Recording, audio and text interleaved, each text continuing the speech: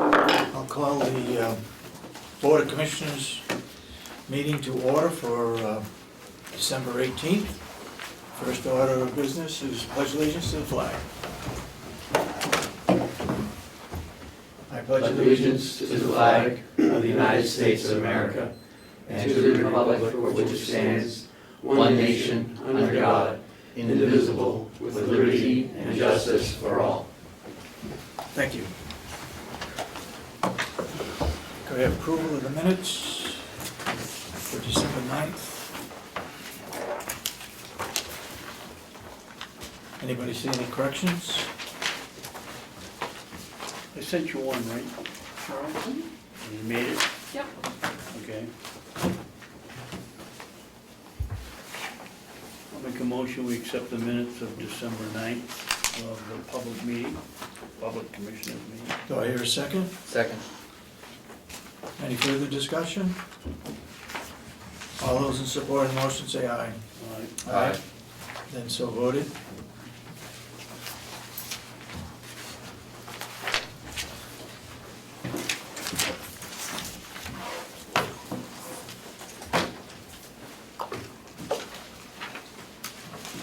Public input? From anybody? Yes, ma'am.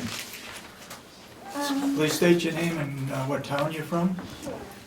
My name is Tiffany Martell. I reside in North Conway. Okay. The reason I wanted to come in today, I just have one moment to get my notes.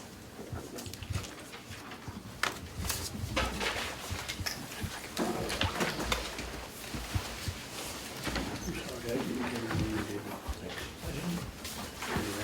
Thanks. It's Tiffany Marshall. That fellow? What is it? Go ahead. My name is Tiffany Martell. I reside in North Conway.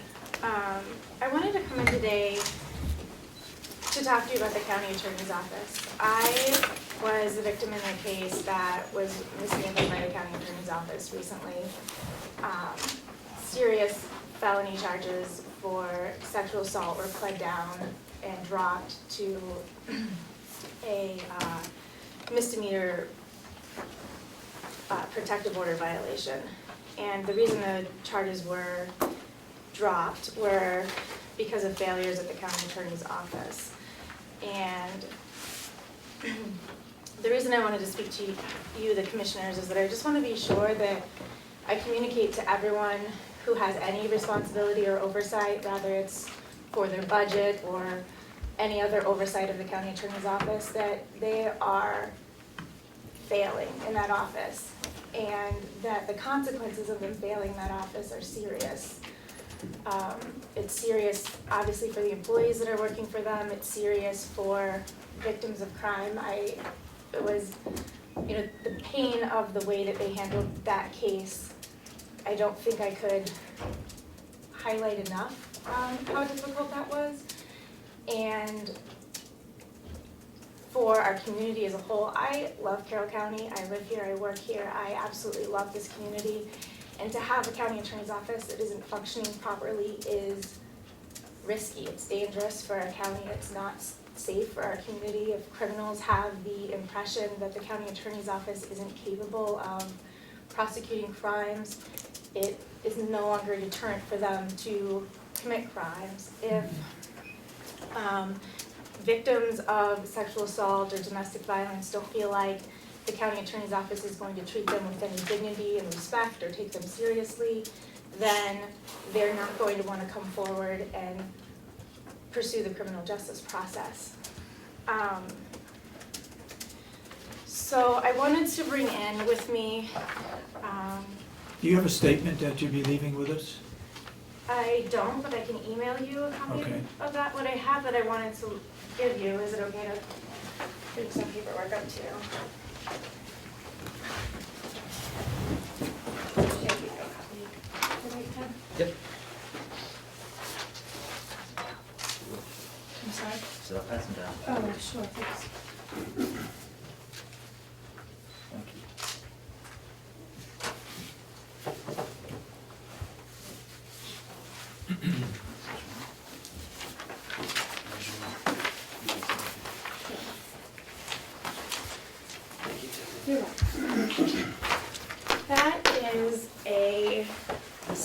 from the Attorney General's office that discusses their rationale for dropping the charges in the case that I was the victim in. And I think it's important, I would ask you to take time to read it in its entirety. It's not very long, but what's important in this statement is that it specifically states that the reason the case ultimately had to be dropped was because of memos that were created at the direction of Tom Dewhurst. They mishandled the case in that way and in many other ways. This was ultimately the reason the case had to be dropped. But I just wanted it to be clear. There's also the statement, you know, they did a lot of investigating and a lot of work on their own once they became involved. And Attorney General Jeff Ward said in court, you know, this victim should be believed. We stand with her in that regard. And that's important to me. I realize that other versions of what occurred with this case might have been communicated to you. Certainly Ken and I spoke, and it seems like other versions were communicated to him. And it's important to me that you guys have all the information necessary to truly understand what occurred in that case. Another misunderstanding that I want to clear up on my end is that the Attorney General's office became involved here in Carroll County back in March because I wrote a letter to them requesting them to come in. Tom Dewhurst spoke to WMUR and said that he reached out to the Attorney General's office and that victims in Carroll County are being serviced, and that is extremely offensive to me. It wasn't easy for me to reach out to the Attorney General's office. I wrote them a lengthy letter. I redacted the beginning of that letter, but brought a copy today so that you have a copy of the date that I reached out to their office requesting their help.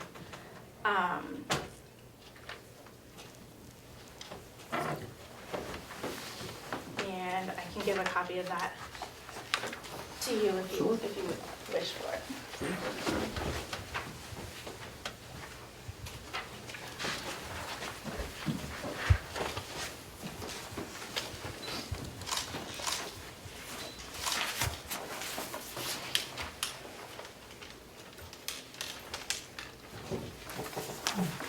While I'm extremely upset about what happened, what is important to me at this point is that our county attorney's office here in Carroll County functioned properly, that victims are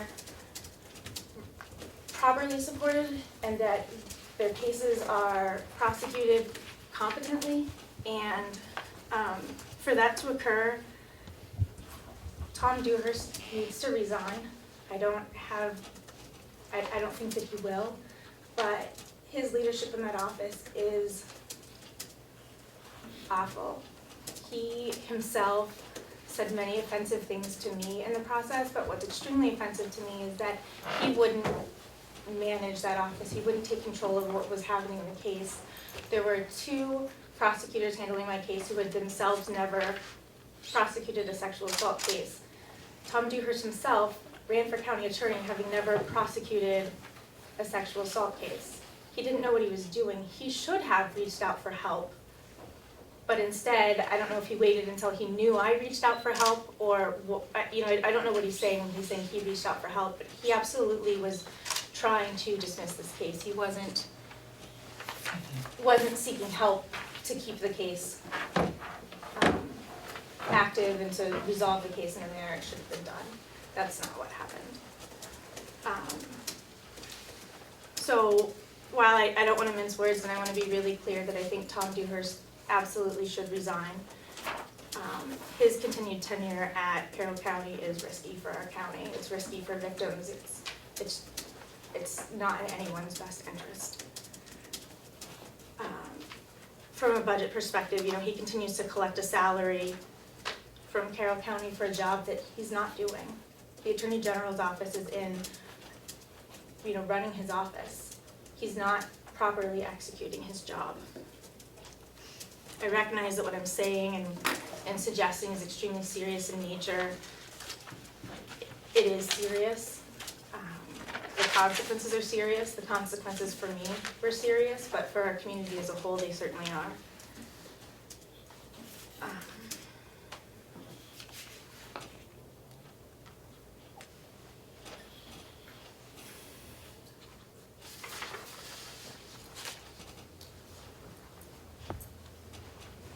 I also want to say I have followed commissioner meetings and the budget process for our county, and I don't feel that inadequate funding was ever the problem in the county attorney's office. That might be one step that helps in some way correct the problem, but it was never the problem there at that office. I just don't want anyone disillusioned that increasing the budget alone solves the problems for the Carroll County Attorney's Office, because it does not. I also want to be clear that these problems were not resolved when previous staff members left. There might be some responsibility there for what occurred, but ultimately the biggest problem is that Tom Dewhurst is inadequate for the position he is functioning in. He was responsible for directly overseeing that staff. He should have known the laws better. He should understand domestic violence and sexual assault much better than he does, if he's responsible for overseeing the prosecution of those crimes. He should have had more regard for me as a victim of crime. At any point in the process, he could have reached out to me to gather more information when there was a misunderstanding of, that those memos stem from. Would have been a great time to reach out to me and ask me what I said in those meetings. He didn't do that. He didn't reach out to speak to me until this week after I reached out and asked to be on your agenda. Ken, please feel free to correct me if I say anything that's inaccurate, but he reached out to Ken to set up a meeting with me. And then yesterday reached out through Ken to see if I would take a phone call from him. It would have been much more appropriate for him to have contacted me before I was reaching out to you. He knew I was upset. That's not news to him in any way.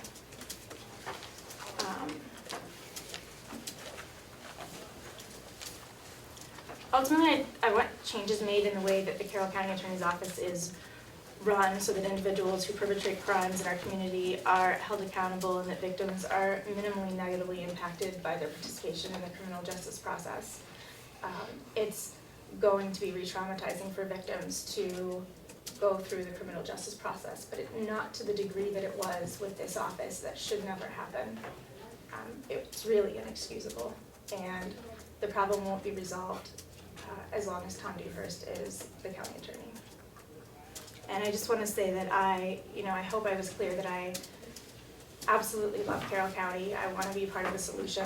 I'm happy to answer any questions or to give any further information. If there's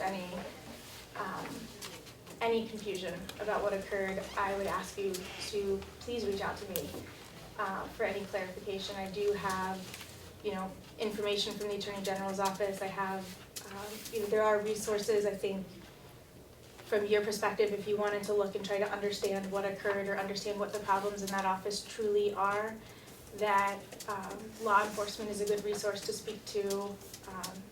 Starting Point is probably a good resource to speak to if they're willing.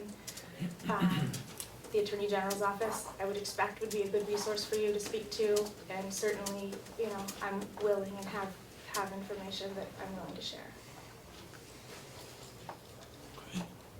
Thank you. I appreciate you bringing that to our attention in a non-public or in a public situation. If you have any notes of what you presented today, we'd appreciate receiving those. Otherwise, we'll take what you've said under consideration and we'll look into it further. Does any member of the board have any questions? Seeing none, Thank you for coming, we appreciate your input. Only perhaps, Dave, that Tom is an elected official and we have no authority over his office except, as Tiffany mentioned, the budget. Can I ask a follow-up? what Commissioner Babson is saying is that we have little control over him because he's an elected official. It's the general public that votes in the county attorney. On the other hand, we do have some control over the county's attorney's budget that we do review and so forth. So we'll take what you have to say into consideration. You got something further? Just a couple of follow-up questions. One of them would be, is it statutory or should Carroll County continue to pay out a salary for a job that's not being executed? So that's one question I have. Again, that's something that we have little control over. I would suggest maybe you might contact the chairman of the delegation, Karen Umberger out of North Conway, and talk with her about the situation that you just explained to us. Yeah. The more people I think that you can give your opinion to, probably the better in your case. Do you have something? No? And But the short answer to the question is that, yes, it is statutory. But we the, have statutory limitations that Mhm. they keep us from being able to tell him how to execute the functions of his office, because he is an elected official. So that's the kind of the short answer. And I think also perhaps the short answer is we as commissioners have voted for increased salaries for new hires that have taken place here within the past few months in order to recruit higher level attorneys and to ensure their stability of staying here, so there are not crossover problems with the turnover. So we have been taking actions that are within our abilities. when you increase salaries, are you able to, I know with other positions, that it seems like you're able to set criteria for years of experience. I know when you were recruiting a county administrator, you were looking for a certain degree or a certain amount of experience. Is there a way to prevent a situation occurring again where not a single prosecutor in the office has handled a serious case? To tie to those salary increases or those positions, a minimum of 4 years of prosecuting experience, or, so that the county attorney's office isn't continuing to hire people. I know that they're not right now, and with respect to the new hires, I have only respect for them for being willing to come in. Go ahead. Commissioner Tiffany, Babson. we have a job description for the positions. No, I don't think they are crime specific or else, whatever else you want to call it. Experience. We hire it just for experience, not based on any particular legal skill, to my knowledge. To answer your question about the salaries, they're set by the delegation, a couple of months before the election. Actually, we get paid whether we show up or not. I had an instance where I couldn't come and I didn't want my money and I still got a check. It's the way the system works. Is it right? I don't know. But to answer your question, it's a salary whether you're here or not. So the last question would be related to training. Is there currently a line item in the budget for training for prosecutors if they wanted to seek training for, specific areas of expertise, or, if they're deficient in their understanding, is there avenues for them to seek training? Is there funding for that? Well, that's a very good question. Yes, we do have training in our budget, and with all due respect to my colleague, that the most recent hire has over 20 years' experience in prosecution. So our most recent hire is a very highly skilled prosecutor. And I do not know specifically that if he has handled a sexual assault case, but his experience was outstanding. We are very lucky to have him here. So there's certainly some improvements overall within that office with the amount of experience in prosecution, or at least I can tell you at the very least, our most recent hire was very, very well heeled. I'd forgotten that. That's correct, Tiffany. We do realize that the attorney's office had some people that left, and we had at least two attorneys from the Attorney General's office helping out. So we are aware that there are problems there with lack of people and overload of cases. But that said, we will continue to look into it and see what other things that we can help out, in particularly in your situation. Okay. Thank you. Thank you very much again for coming and bringing that to our attention. Again, if you have any notes or anything you'd like to share with us of the things that you mentioned today, please either send them to us or give them to our county administrator. That'd be appreciated. We can do that. Thank you. Anything further? No, I appreciate your time. Thank you very much. Thank you for coming. Any other or further input? Damon had his hand up. Damon, you It got? might be a question best addressed to Ken. Excuse me? It might be a question best addressed to Ken. So- Kenny's got a question for you.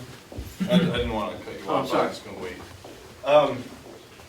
Do you have a sense of what options the commission might have in terms of like defunding a salary or holding money in escrow or something like that? No, like, just what Commissioner Ahlgren stated, you know, it is statutory, and, you know, it's a delegation who sets the pay of the county attorney. Like, for instance, could they move it to $1 and then put, you know, 70,000 aside in a sort of a contingency account, something like that? The salaries are set by statute For before his- the election. Yeah. And It's they're 2 years voted- prior. They're not set by statute, they're set by the delegation. Yeah. There's, by Well- statute, it is set that before the election, that the salaries are set. It's done in The April. amount, you're right, the amount is not set. Yep. And it's 2 years prior to the election. I see. So that part of it is by statute, the amount of money they are to receive as an elected official. I was just trying to get at what sort of options the commission would have and So this is an election year, so salaries by the delegation would be set, I believe, sometime in May, Has to way be prior. before- For the next year. For next That's year. not 2 years ahead of time. Before the, yeah, it'll be this spring before filing time. Right. Yeah, We file, and usually the first week of June is when we file, so it has to be set before then, and there may be even a 30-day time frame within the statute. okay, thank you. okay. Anything further, public input? Seeing none, thank you very much. Lisa, you have, Do you want to leave public input and go into work session? Or we'll Yeah. have public input? Okay. yeah. We'll start the work session. Lisa, come on up. In your package, you have a contract renewal.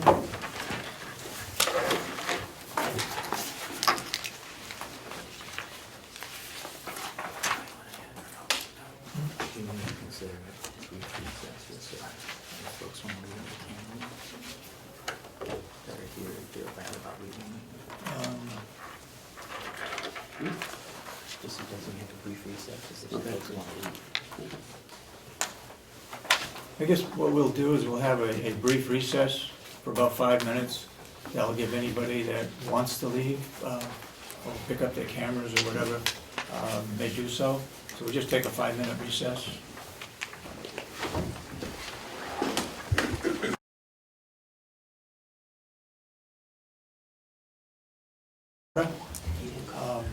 Lisa, you're on. I'm coming before you with the Twin River office machine copier contract. We have 2 machines downstairs in the registry of deeds. One of the contracts comes due in January, one in June. This is the contract for servicing the new machine that was purchased in January of this year. And Excuse me, Lisa, the new machine being a copying machine. a copier, fax, and scanner. Okay, nothing that Fiddler would have to have No, for their it's, we, equipment, just we an own the ordinary, machine. everyday, Exactly. okay? So, Go ahead. Did you go out for bid? no, we did not, Why? because we purchased this from Twin River in January, and they've always serviced the contracts. It's under the amount that needs to be gone out for bid. You didn't know that till you got back the answer. Did Oh, you yes, know that I knew, before? I knew the number. I actually decreased the number of copies on it because it was much higher than need be, and it was a higher price last year, so. No other company could, service this machine? What kind of Well, machine is it? it's what's a it made? Toshiba. It's not the type of machine that is serviced by the office in Conway, which services the other county machines. Is there some reason why we went with them and didn't go with the one in Conway? It's been tradition in that office since, for many, many years. And it was purchased before, It was purchased before I came Well, on Lisa board. got here, Anna purchased it. And they do exemplary service, and we call them on the phone and they're here right away. Well, we have good coverage too with the one in Conway, my understanding is. I've had no reason to change. they just don't, service that brand. Yeah. So, Yeah. Right. This is strictly a service contract, Correct. We own the machine. It was purchased in January of this year. so we don't have to pay for copies, we don't have to pay for That's correct. any of the other stuff that we have to pay for other machines. 1 year contract? 1-year contract.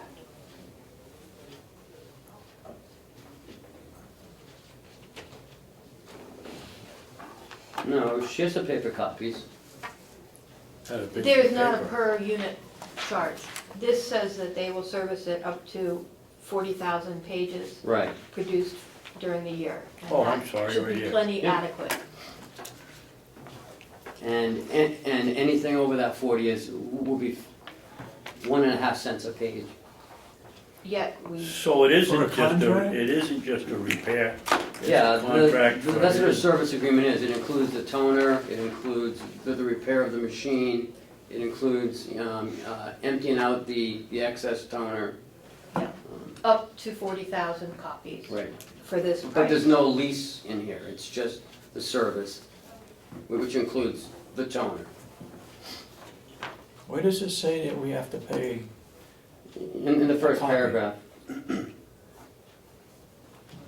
we have to pay what, Dave? Over 40,000 copies we have to pay, oh, I see.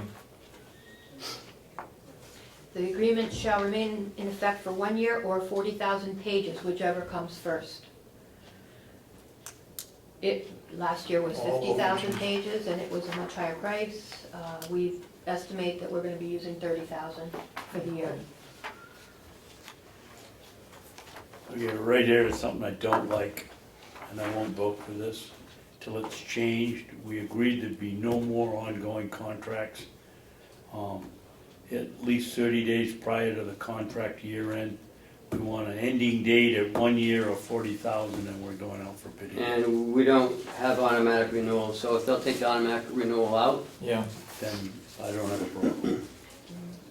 Would where you, is the automatic renewal? At least 30 days prior to the contract year end, right there. can we just cross that sentence out? Well, you gotta have their okay. right, they've already signed it as is, so. If you call Mike, or Michael Anderson, Yes. and have him take it out. Send us another copy signed, I don't have a problem with it. Okay. Yeah, That was one of the things I mentioned yesterday in the meeting. There's no automatic renewals. This really is an automatic, but it's, you've got to remember 30 days ahead of time. we don't wanna We get into that. don't wanna do that. No. It ends and then we Yeah, go out. I will give him a call and get a revised copy to the office. Yeah, have them send us another signed copy. Okay. If you can get it today, that's great. If not, Yeah. we're meeting on Tuesday. Tuesday. A meeting Tuesday. I'm sure I'll try and get it today. Okay. All right? Anything else? That's it. Okay. Thank you. Thank you. Next, I think we'll skip down to Howie while he's here. Okay.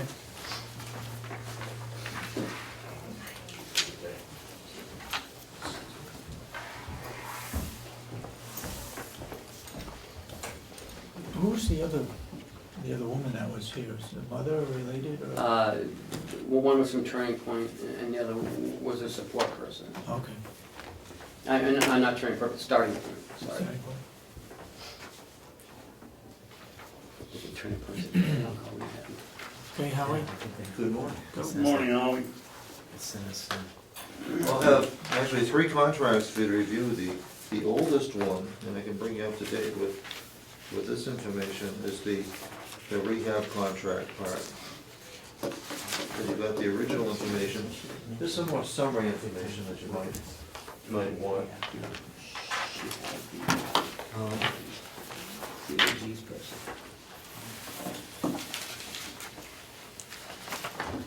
When you're looking at a rehab contract, there are essentially, 4 factors. And presented to you the matrix that Commissioner Ahlgren had originally requested before the RFP actually even went out.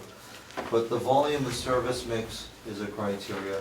It's the number of people, but also the acuity of the people, number of days, the intensity of service, the duration, length of stay, and the staffing to need.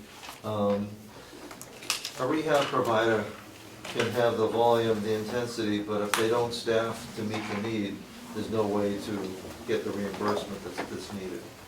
And so those are the 4 criteria. We had very good applications. All but one, I think, all but 2.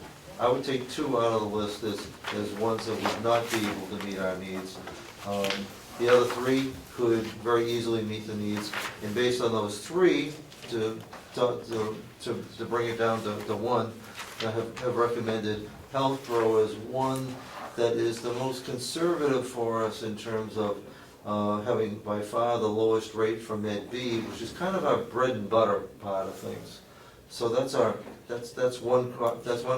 They also have a slightly broader service package in that they also provide at no cost MDS support, which is something that can help us with other revenues as well. It'll be direct support to our MDS coordinator. But having said that, any of those bottom 3 would be good providers. They come with good recommendations. They are established in the state. I'm impressed by Health Pro in that they have a stronger connection with other county homes, which I know with other county homes, we get clean references and recommendations, which isn't always the case where there's some business relationships in the private sector. Howie, can I excuse you for a second? Ken, when we were looking at a contract this morning down in the kitchen, wasn't it the company had $165 or $100 and something dollars, and yet it says 65 here? That, Was that again, that is, the 65, it was an hour, Right, and those were resident days. So that was for a whole day. so that was the same rate that was on that sheet we were looking at. We have $65 an hour here. I thought it was a higher number on the sheet that we were looking at. It was, but it was for more hours Well, in a day. 65 times the hour. I don't believe that was it. I think it's one price currently, it's one price. Well, under the Genesis proposal, we'd just be paying their staff an hourly rate, $65 an hour, for when they're here, regardless of whether there were no patients or a lot of patients. Absolutely no downside protection on that. It's a very atypical proposal. I mean, at that point, why wouldn't we just hire our own staff? It would not be in the best interest. That would be in the least, and there's no incentive for them to increase services, that would not be a good choice. And isn't there $65 an hour cheaper than what they've been charging us in the last contract? No, we did a comparison, well, we did a comparison based on, I think it was either September or October that Paula did, just to see, well, what would happen in a given month? And we would have lost some $6,000 or $7,000, it would not have been favorable. Yeah, that, is it okay for questions? Yeah, go ahead. Okay, great. Since, is Health Pro, would you consider them to be the lowest bidder? A little bidder, if you could tell me how many residents we're gonna have, what their attention, because they're clearly the lowest bidder on Med B. Okay. Does that translate to, Well, that's the rehab, that's the less intensive rehab, that's more or less the follow-up rehab. And there's typically between 15 and 20 residents receiving that on a given day. That's typically care for our own residents after they've been discharged from skilled. Skilled is where there's the greatest potential for revenue. Their cost per skilled, essentially day is slightly higher than select, $10, $12, more than for preferred. But that's sharing kind of in the benefit. I selected Health Pro because they protected us on the downside, on the bread and butter side. What will happen on the other side? Well, it's a little speculation of the more they do, the more they make. That's essentially coming out of the benefit side of things. So I don't worry too much. And I tried in my cover sheet to compare it to, you wouldn't necessarily hire a lawyer who had the lowest hourly rate. You have to pay attention to what that hourly rate is, but that isn't the deciding factor, that's a factor. And perhaps not even the most important, because what you need to know is how many hours is that lawyer gonna take to accomplish what you want, what's your cost, what's your total value going to be. So I would certainly be happy with any number 3, 4, or 5, but I think that number 3 provides the most conservative posture for the county at this time. and, I guess what I'm getting down to the bottom too, the bottom line of this, Howie, and we'll just go right to it, is that if we approve your recommendation, but it isn't considered the lowest cost, then we need to have the proper backing showing why we made that selection. It's not to say, as you said, you don't necessarily hire the cheapest attorney, because you want the attorney to have background in what you want to have done. Right. So, we said, in accordance with your matrix, do they calculate out to be the best candidate? They do. Okay, so. Because they are the lowest on Med B, and they provide, looking across, they offer the 7-day support, but most importantly, they're the only ones under the category of MDS support that provide MDS support. They provide an added value that the others don't. Now, how much is that worth? Well, on the right day, that could make a huge difference. Right, and it if might be we ongoing. utilize it. Exactly. If they point something out, the old thing, you trend- give a guy a fish, you feed him one day, you teach a guy to fish. Well, exactly, improving Being our used own for- yeah. MDS staff without having to, quite frankly, we were looking at another option for MDS training, through Harmony Healthcare, which is, I don't want to say, well, it's like $2,000 or $3,000 a day if they come to do it, with the idea that we might be able to get a portion of that, even if it's 20 or 30% of that included, we're going to be saving a great deal of money. So do you have the spreadsheet that shows, by your matrix and calculations that we, pre-designed as what would be the best selection? Do you have that that calculus that we could submit to the record, so if anyone were to come back and look at it, they'd have, sufficient documentation? Paula only did the comparison of Genesis to Genesis, Genesis today to Genesis' own proposal. But it would all depend on the resident mix at a given time. A heavy Med B mix would clearly favor Health Pro. a favorable Med A mix is gonna be, is gonna accrue to preferred. Okay. But it's one of those things we don't know. Questions, go ahead. Following up with what Chris asked, it would seem to me to be a pretty simple thing to set up a spreadsheet that rather than 1 month out of however many years they've been here, we've done it. I don't see why we can't do October, June, and March of the past year in a spreadsheet. It ought to be, you put the formulas in, it ought to come up pretty quickly, unless you gotta do a lot of other research that I don't understand.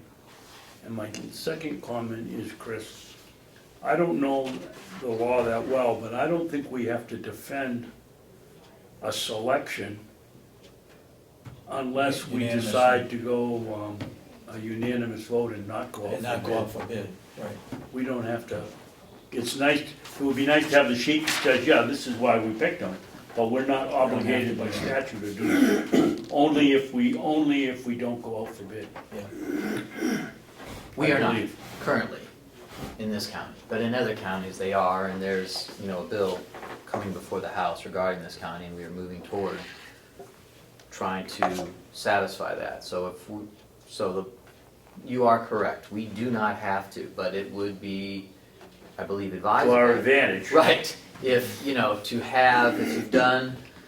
analysis comes up with, this is our best selection, then if you have a calculus for that, we'd like to be able to submit it into the record of the minutes, so when someone were to go back, it would be available. Now, if you don't have I think the answer to your question was, well, it's hard for us to predict exactly what's gonna happen, but if you were to insert your projections of what we are hoping that would happen based on the budget, that might be, a reasonable answer to that. At least here is our projection of what we anticipate with our business plan, so therefore they become, our best choice. It is a bit like buying, getting a doctor, the lowest priced doctor or the lowest priced lawyer. You wanna get the best total value. Right. So But that was part of the matrix, though. I mean, when you put the matrix together, that was the idea of the matrix, is that that would all be weighted and that you would assess a point value. That would be the calculus. You're making the recommendation to us. If you go through that calculus of there's a certain percent for this and a certain percent of that, and if they add up to be the most points, then they were the best choice. That's what month? why I suggested Well, you put okay, together that that's- matrix. Well, what months would you like us to use as the basis of that? Because we can either put together an artificial prospective package, but probably the best thing would be if you pick the period that you would want us to actually build that calculus on.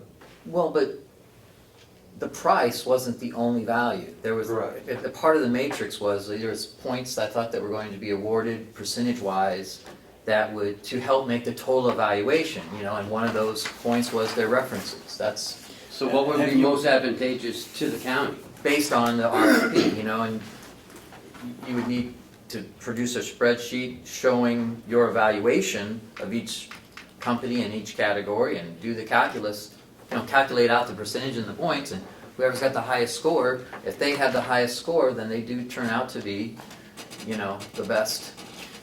The best. Have you talked to anybody from Grafton or Merrimack County? They're both Lori Shibben at Merrimack and Craig Labor at Grafton. You've talked to them about, We meet monthly, and they're pleased with it. they're satisfied with it? They are. I think Select enjoys a good recommendation, I believe at Rockingham has selected, and they're very pleased with that, and Preferred, I think, has a number of other clients in the area. They all come with good I think the bottom three all have solid reference, would be equal on the reference point. Go ahead, Commissioner Babson. A few questions, Howie. Is this a one-year contract? It is. If we enter into with a new vendor, Health Pro, can they come in here tomorrow and start their business, or is it gonna be a 30-day get to know us? We gotta learn how you keep track of your procedures. You have to learn how we keep track of our procedures. Or are we gonna be off and running on whatever the date we start the contract? Well, I think there'd be two steps. If you picked one today, I would think that it would be a conditional approval on Ken and I negotiating with them the details of a successful contract to bring back to you, to get all the details in. Now, once that was signed, it would take a minimum, 60 days is the desired cutover time. How many? 60. 2 months. 2 months, although it can be done, each of these three would be willing to do it within 30. But within 60 days, because you want to be sure that clinically the care of residents is handed off in a very organized fashion. So 60 is what we'd use as an outside target, 30 as being a minimum. And the reason for that is, let's say you get into this and we suddenly find that our present provider loses interest and we're suffering from it, we want to be able to cut it shorter. And so that even though we'd be prepared to go 60, we might need to accelerate it for our use and benefit. When's our contract up for Genesis? It's been up, we're essentially month to month at this point. And they won't be Health Pro won't attempt to pick up any of Genesis employees? I would hope they would. We're actually pleased with their employees, but that's nothing that we control. They do not have, they don't have, they're not protected. They're able to, which surprises me, but they have the ability to go wherever they want. Who they will choose is something that we can essentially negotiate veto power. If any of our providers had somebody we didn't like, we could ask for a change. Have you discussed this with Health Pro? I've discussed it with all of them. They all know the basic terms would be, the 30, 60 days. No. Picking up their help. Well, they never want to look. Not our concern, really. Well, it is our concern if we've got people that, Howie said, one of the problems is getting our residents accustomed to new people coming in and serving them. Well, we didn't If we're encourage gonna it. clean house and we're gonna get all new people, first they gotta find out where the house is, then they gotta get to know the people, then they have to get to the people to like them. And we don't wanna be butting heads or listening to complaints about a new provider. So I just thought, if you're Genesis and you lose this contract, it would appear to me that if you have people working here and you can get them to go to work to Health Pro, who probably has to hire people, I you might agree, pick them up. I agree, but would any It's of not those, our business, I agree would with any that. of these others do the same thing? They, Is that what you're asking? they probably would. That was my next question. They don't have non-compete agreements, which surprises me. And anybody coming in, the quickest and easiest way to staff a place would be to try to recruit the people that are there. Now, can they offer a better package than Genesis? Well, that's the fact that we don't know. But clearly, quite frankly, one of my biggest concerns in turning over is the ability of a place to find qualified people. We are not in a good area for attracting. We're on the Maine border, and ordinarily that doesn't make much of a difference. It does in therapy, because it's ordinarily you can walk across the border and practice, not in therapies. It's a whole different qualification process.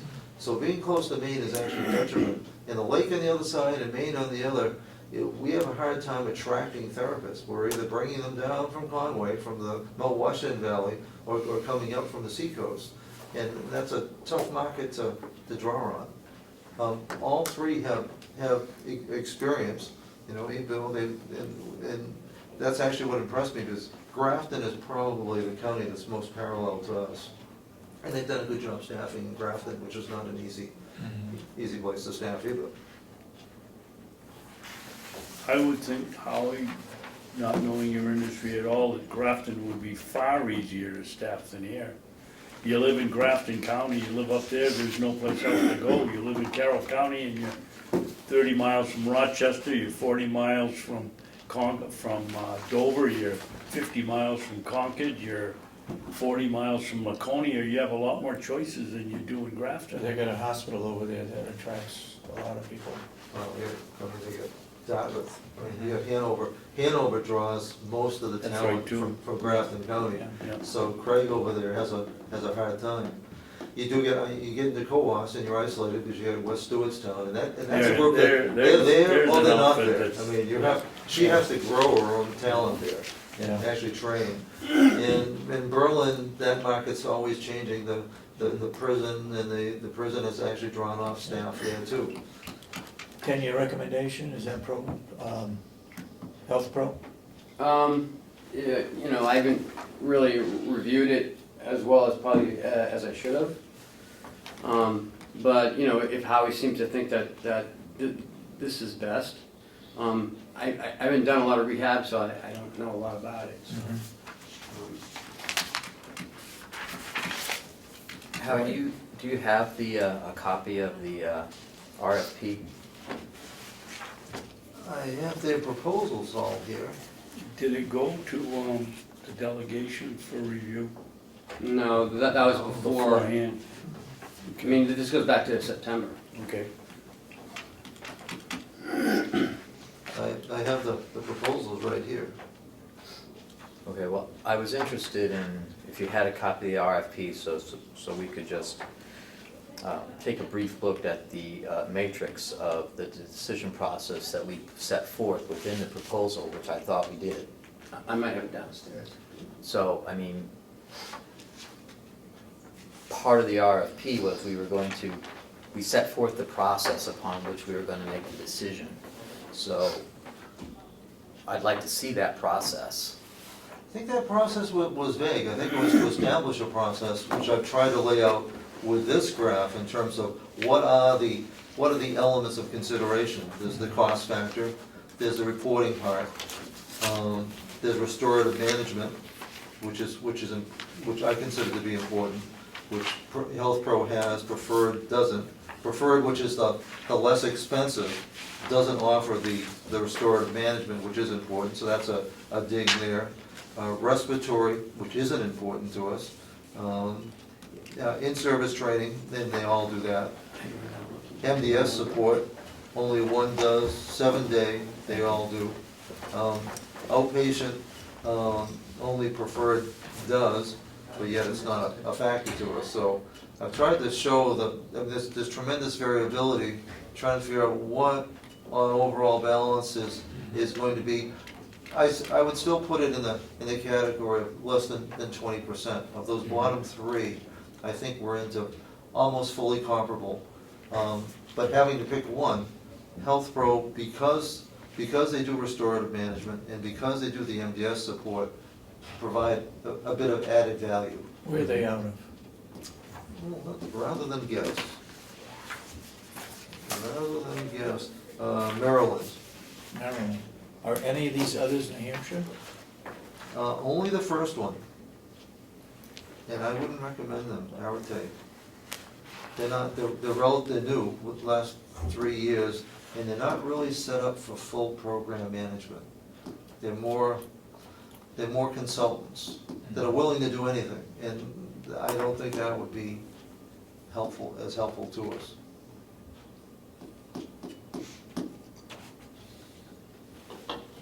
Do I hear a motion to accept Health Pro or accept the recommendation? We don't have the contract yet, we don't know what the negotiating price is going to be, correct? Well, we know what the price, they're locked into what their charges will be. Okay. But in terms of terms and conditions, I think that's something that needs to be fully blown out into a contract that you'll be able to have a chance to review. But that wouldn't change the price. It cannot change the price. Well, do I hear a motion? Well, I think it's important that if we put out a bid that has the constructs of how the bids will be evaluated, that we have on record the evaluation. The RFP didn't refer to that. Okay. The Ken RFP, is, well, that's why I asked if you had a copy of the RFP. Yeah. Ken is in the process now of trying to get the RFP, yeah, because the course We of my. discussed it, but the breakdown percentage-wise, but my recollection was, Chris, it wasn't in the RFP. no, they were just asked to submit a proposal for Med A and Med B services. Yeah.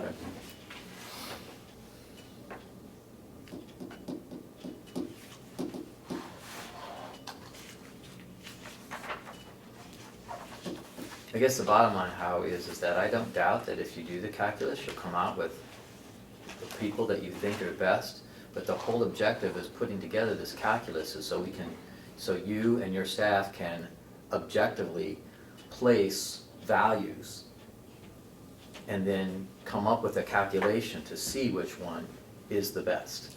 That's the whole purpose, so there's, Now, we could Quantifies it. have added scores to this spreadsheet and done that, but it would be like trying to compare lawyers to lawyers and doctors to doctors. It's gonna be it's gonna be subjective and it's gonna be speculative, because I don't doubt we're that. attaching a value to something that we hope and expect somebody can do, not on what they have done. I don't doubt that. Unfortunately, that's not quite the point. The point was to try to move ourselves into a position upon which we're handling these things in a more professional manner. And that is, typically speaking, how it's done. When you look at these RFPs and they quantify which category. And for instance, you might think this NDS is extremely important. I mean, that could be 50% of your decision based on your matrix. You see what I mean? Like, Right.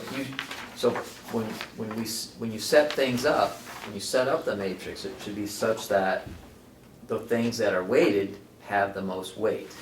And so then when you get done, if it's you and your staff, they all look at everything and they all place their values, you should come up with a point value that will tell you at the end quantifiably which one came out the best. Now that still doesn't mean you don't have to recommend somebody else for whatever reason, but it is, that process is one that allows you and your staff to give a broad range of evaluations. And then when you see that broad range of evaluations, the hope is that the end result that it would give you a better recommendation, rather than it being totally a feeling, to hopefully quantify your feeling. Well, we've got information in this chart regarding management, regarding the MDS support that they provide, but the others don't. So you want to put a value of 50% on the MDS? If you do, then there's no question Health Pro's going to get it. Well, I mean, when we sent the RFP out, we were presumably going to set up these matrices.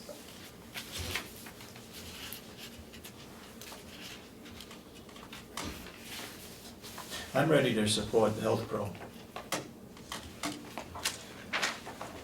We got a couple of questions about it, if we're gonna support it today. We don't have the contract, so we don't have to. What's it take for us, if this is a new vendor, who hopefully will work out, but let's say it doesn't? Where is the verbiage on how we end the contract? If you look at page 4 of the packet today, I put together a suggested motion for you. Yeah. And that would be, to move that the commissioners authorize the county administrator and the Mountain View administrator to negotiate a contract for rehab services at Mountain View Community with Health Pro or the provider that you choose. Under the terms proposed in their submitted bid, the contract shall not extend for greater than 1 year and shall not include any provision for automatic renewal. Such contract, when completed, shall be submitted to the Board of Commissioners for their review and consideration for approval. So I'll ask the question again, where does it say how we get out of it? Well, this is, Wouldn't that show up in the contract? they're gonna want a minimum of 1 year. And part of the contract negotiations would be that if we were unhappy for whatever reason, it's a standard part, usually within 60 days' notice, that we could cancel. They reserve the right to cancel if we don't pay on time. And they're gonna wanna have part of the contract being, if we don't pay, they don't stay. And we're gonna say, we're gonna have one, if they don't perform, they can't staff, we're gonna wanna reserve the right to cancel. So there's gonna be performance parts, a lot of detail, most of which is boilerplate. that would still come back, this doesn't, it isn't a deal until that contract comes back and you three agree with it. Does this board, members of this board want to contact Grafton County, Merrimack County, to see if they are pleased with this company? Well, certainly Would we that ought help? to be, certainly we ought to be checking references. But I think Howie already said he already They checked. already checked. Yeah. We're questioning what he's recommending. So I'm saying, do you want to call and talk with somebody from Grafton to double check? I don't. No, I don't have a desire to do I that. believe Howie, I do too. but there's things in the contract that I'd like to see before we sign anything. Well, and we'll still have that opportunity. We don't have That's, that. We we're don't just, have a contract. we're Don't just have a contract. This is we're just just a- allowing him to enter the negotiations, Right. let's see it in writing, then we review it. Yep.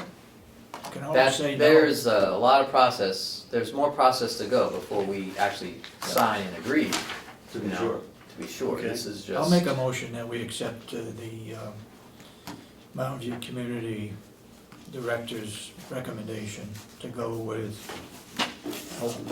Health Pro. And to bring us in the contract, and we can take further action on that. Do I hear a second? Second. Any further discussion? Are we going to have this looked over by a lawyer before we sign it? Can, And our once we get the county contract, attorney we is can too discuss busy. that. Are we gonna go outside to I mean, I'll ask him if he can take, an hour to review the contract. I'm sure it's not a very big deal for him, but. the only thing I'd say to that, Ken, he's used to prosecuting cases. This is gonna be a multi-million-dollar contract for services, and maybe we ought to be, I don't know if it's gonna be multi-million. Let's hope so. Yeah, could be happening. Solving county problems. no, but I mean, money coming in, and we wanna make sure that, I'd be happier going to some law Okay. firm that's had experience, even if we have to pay them a little bit more. You'd have to. I don't think you're gonna get it free. I don't Do think you? we are either, no, not at all. All right. The motion is that we follow the recommendation as presented by the nursing home administrator to Pursue the the suggested negotiation. motion. Yeah, there you go, the suggested motion, which we have. Suggested motion. All those in support of the motion say aye. Take a roll call vote on this. All right, roll call. Commissioner Ahlgren? Yes. Commissioner Sorensen? Yes. Commissioner Babson? Yes. What's the purpose? Well, anybody wants to look and see how we voted, we didn't know before we started that it would be unanimous. We can't count anymore? Well, if it was 2-1, and then the vote was 2-1. Well, then we'd have roll call. Okay. Find out who the, 2 seconds, and we did it ahead of time, All right. everybody's happy. All right, moving right along. Howie, would you like to talk about the Reliance training module? Reliance training is the dominant training. In fact, it's virtually exclusive. In fact, they've actually provided me. And I checked, I wanted some background in seeing how the state did sole source contracts. Essentially, waive the bidding part. And they do it routinely when there are two considerations. When there is, typically with software, something that there's only one thing that fits. And so you have to have that. But they also need to determine that there's only one person that's selling that too. Case in point, you don't want to, there might be one thing that you want, but maybe it's sold by 2 people. You don't want something sold by both Lowe's and Home Depot. You want something that can only be bought from one person. That's the case with Reliance Learning. And what it is computer-based staff education. And what we do now is, at great expense, we bring the staff in to train them. We're required by the state for all staff to have annual certification in 4 different modules of training. And that's just the start of things. We should be doing a lot more training. But truth is, it's very expensive. You bring everybody in. Reliance Learning has been around since forever. They've had a number of different names. They used to be, I think it was Silverchair. Silverchair, yeah. Which was dominant. 10 years ago. They're a strong presence in Stratford County who loves them. They just started up in Coos County. And what it does is allow staff to be trained on computer, either at home if they choose to, or in company time if they need to. And it provides for the certifications, it provides for the specialty training. Well, it's- and I think the jail uses it. Our jail uses it's been hugely successful. Jill's already been using it. Mhm. And that's part, I'm glad Ken said that, because that's part of the reason that they're anxious to bring us on and to essentially provide kind of a extra discount because of Add-on, that. yeah. And, you know, to that end, given the jail's experience, given that Stratford County has experience, given that Coos has gone, and there is nobody else that's doing this. There is no other provider of this kind of training in long-term care, that a sole source contract would make sense. What's it gonna cost? It would cost $10,995.83 plus $1,500 to set up. A setup or one? An initial setup. Well, because, you know, we have to put our yearly trainings on there. And also, the real crux of the savings is we don't have to provide overtime, to third shift, first shift to come in for training. They do it on their own time. They can do it from any computer at home. You can start it, stop it, finish it later. And it gives you, as you progress through the module, thank you, Exactly.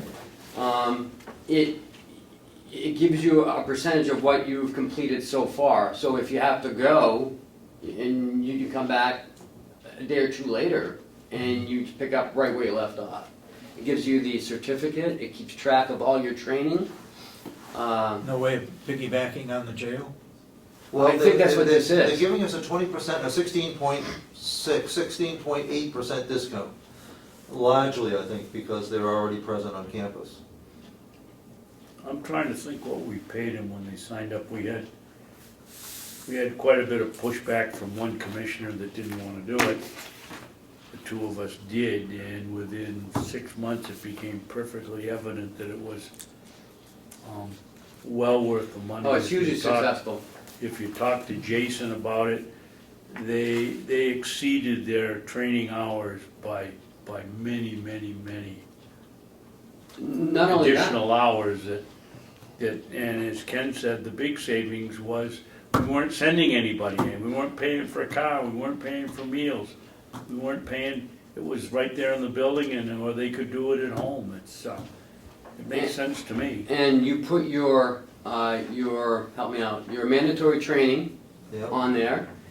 We can also put our own trainings on the screen as well. We can choose from anything from fire, from somebody gets hurt at work and they have to do some back some Proper lifting proper technique. lifting techniques. Well, that's Training another that they go thing, on Ken.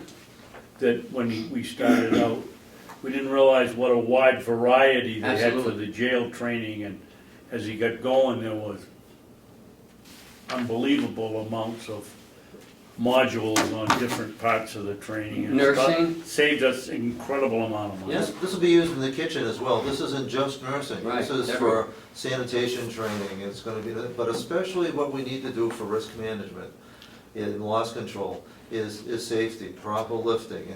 And interesting thing happens. We'll have documentation that somebody had taken this. So when somebody says they did something wrong, we can prove on the date when they actually saw the training, they knew better. They knew where the books were. They knew how to do it. Hopefully, it's going to reduce our accident rate. Okay. I'll make a motion that we contract with Relias for, what do we want to call it, Mountain View Community Training. Do I hear a second? Second. What do you want? Money in your budget The money's in the budget. for next year? It's in next year, but we'd be taking some training money from this year. that we weren't able to do. But we're not committing next year. This would actually start January 16th, January 1st, 2016, For 1 year. for 1 year. Well, with the way they structure it, and want to be very clear about this, they structure it, they price it on 50 months, but they give a very specific clause that for lack of funding, the contract ends. And I've explained to them, and they understand the nature of county government. So effectively, what it means is that at any point that you don't fund it, it ends. Are we There's no committing- obligation. Are we committing these funds for next year's budget, and it's a new item? There's already been money for training. We've had training money for sending people out, so Laurie, the vast majority of this comes out of nursing, is gonna be funded out of the presently budgeted. We're not increasing the budget for 2016 because of this. Okay. So, basically from our aspect of things, I mean, it's over $5,000, so, and we're not taking out the bid. No, because we already have it at the jail, it's just. And nobody else does it? We're moving it from the jail, we're adding on to a contract we already have, basically. I understand that, but, so what I'm saying is that the reasons why that we would vote for this, I think were very well dictated, but is it on a piece of paper so we can put it into the minutes as to why we voted to bypass the bidding process? And I think do what the state does through the executive council, essentially say that you're authorizing by unanimous vote a sole source contract. And in their minutes, they put right in when something has been sole sourced, so that it's done open, publicly, and for good cause, that is satisfied, in this case, the Board of Commissioners. Yeah, well, I'm asking, can you provide us with a document now that we can provide to the minutes that would substantiate why we would forego the bidding process? Well, let me give you You this. didn't just change it. I will get you, if I don't have it here already, the sole source document that shows that it is not something that is sold by anybody else and cannot be purchased separately. And that is here, the sole source confirmation, that I can give to Cheryl to be part of it. Great. And that's, and in talking with the purchasing, the head of procurement, I think he calls it, or someone in the procurement office of the state, this is the protocol that the state requires. They require a sole source document anytime they waive the bidding process. Because there are some things that you just can't bid out. There's no multiple bidders for this type of service or product. Okay, could you also compose why else, the recommendations as to why it's going to save, it's actually going to decrease our costs and enhance the training at the Mountain View community? Definitely, let me get you a written rationale. Yeah, that we can, have submitted to the minutes, so it's easily documented. And also that it's going to be added on to the program that we already have at the jail. I don't think that's relevant, but we Well- already have it here, it's very successful. Yeah. Nobody else sells it, and it's gonna reduce our overall training costs. All those in support of the motion say aye. Aye. Aye, Aye. and so voted. Howard, just for my notes, and how much was it, 10,000? $10,995.83. $11,000, $1,500. God forbid you forget that 83 Wow. cents, yeah. And there is a One-time, a one-time fee of $1,500, which is actually, With they gave us $1,000 discount on that. 16.8% So is. there's a- It's 1/6 it's off. actually a bargain. $1,500 setup. okay. Okay. That's only a one-year contract. Yes. Next year, do we expect the same thing, 11,000 bucks? Well, it also depends on numbers from year to year. This is actually including all staff, so it'll vary on the number of staff we sign up and their cost per head at the time. I'm expecting it to be the same, $11,000. My recollection is that the jail, that didn't matter how many people took it or how many different courses they took, it was No, it's always by head. it is. Yeah. But not by how many courses, not that by one course, person right. can take 100. Yep. And that's, so it's not by how much they use. Something that was constant, I remember that. And it is by seat, not by person. So that the aide that we hired today who leaves tomorrow, the person who takes her place takes that seat. We're not, they don't double dip. It's not like John Jones, and then John Jones leaves, and you gotta get That's Bill right, that was Jones. one of them, that was one of the things that was. Okay, you got anything else, Howie? I got a simple one in terms of a. I just wanna make sure that we're not misconstruing the fact that you still need to bring us the contract for review. Oh, yeah. I mean. Oh, He didn't sign it. Yeah. We're the only ones that Right. sign contracts, so, no, but this That's will a clear good the one. way to get prepare that. that, to Right. prepare that Prepare that. contract. go ahead. A simple one for a dental contract, it's a very, it's odd the way he writes it up. Because he writes it. Doesn't go along with our general dental? No, this is for Oh, for the residents. residents. Oh, for It's Northeast Mobile Dental. Okay. Exactly. What's odd about it, it looks harsh when you look at it, because it says it's for 5 years. But when you look at it, sorry. Section 5, but you skip over everything else, it's exactly the same price that it's been for the last 5 years. It's a 5-year contract, but, Section 5, this agreement may be terminated by either party by giving 30 days advance notice, as set forth at the outset of this agreement. So, yes, it's a 5-year contract which locks them into that rate, but on 30 days' notice, we can cancel it for no cause. Why they would write it that way, why would they write it annually like this? But apparently, Well, they can cancel it. They That's can what Dr. cancel it Keenan too. does, he does that. yeah, I mean, this simplifies it. We have it out, it is a renewal at exactly the same rate that it was before.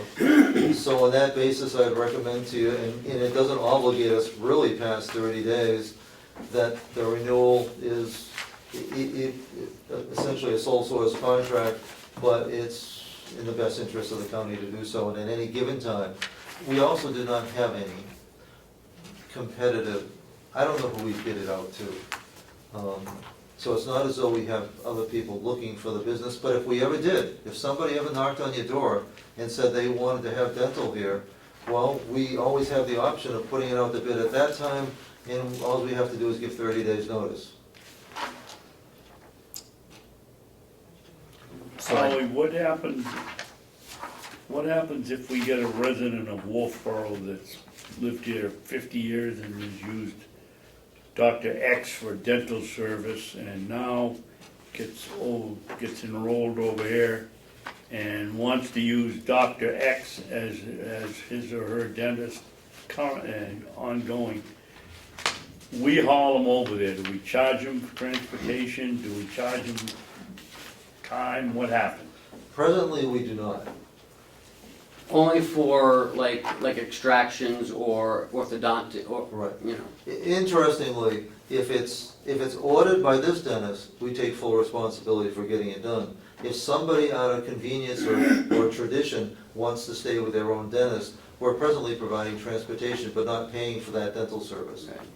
Okay, At some point, what I hope that's gonna be happening, depending with this Medicaid managed care, we're actually, and I don't wanna tease you with this too much, but under the new terms coming up, we're gonna actually be able to bill Medicaid for our transportation services, get reimbursed by Medicaid for our medical transportation services that we provide. We're not gonna get rich on it, but it's gonna be some money instead of no money, which will make it easier for us to do this kind of transportation. Most of our residents like the convenience of somebody coming in-house and bringing all the dental equipment, the x-ray and everything else. It's a tremendous convenience. how in this contract under B, if we gotta replace teeth every 3 years, that's fine. But if they're lost, why are we assuming any responsibility if somebody loses their teeth? Why isn't it the patient's responsibility? Why is it the nursing home? It's in our, Well- it's in our house. Well, Yeah, but if they lose them, it's catch-22. This contract is primarily for our Medicaid residents who, if they lost their teeth, wouldn't have the funds to replace their dentures. so they lose the teeth and we're responsible. Well, they are, and, Well, but that's fortunately not, dentures are not a big problem. Hearing aids, they're a different kind of problem, but we don't have the same financial responsibility we do. Glasses? Hmm? Glasses? And, well, we don't lose many glasses, and glasses get replaced much less expensively now.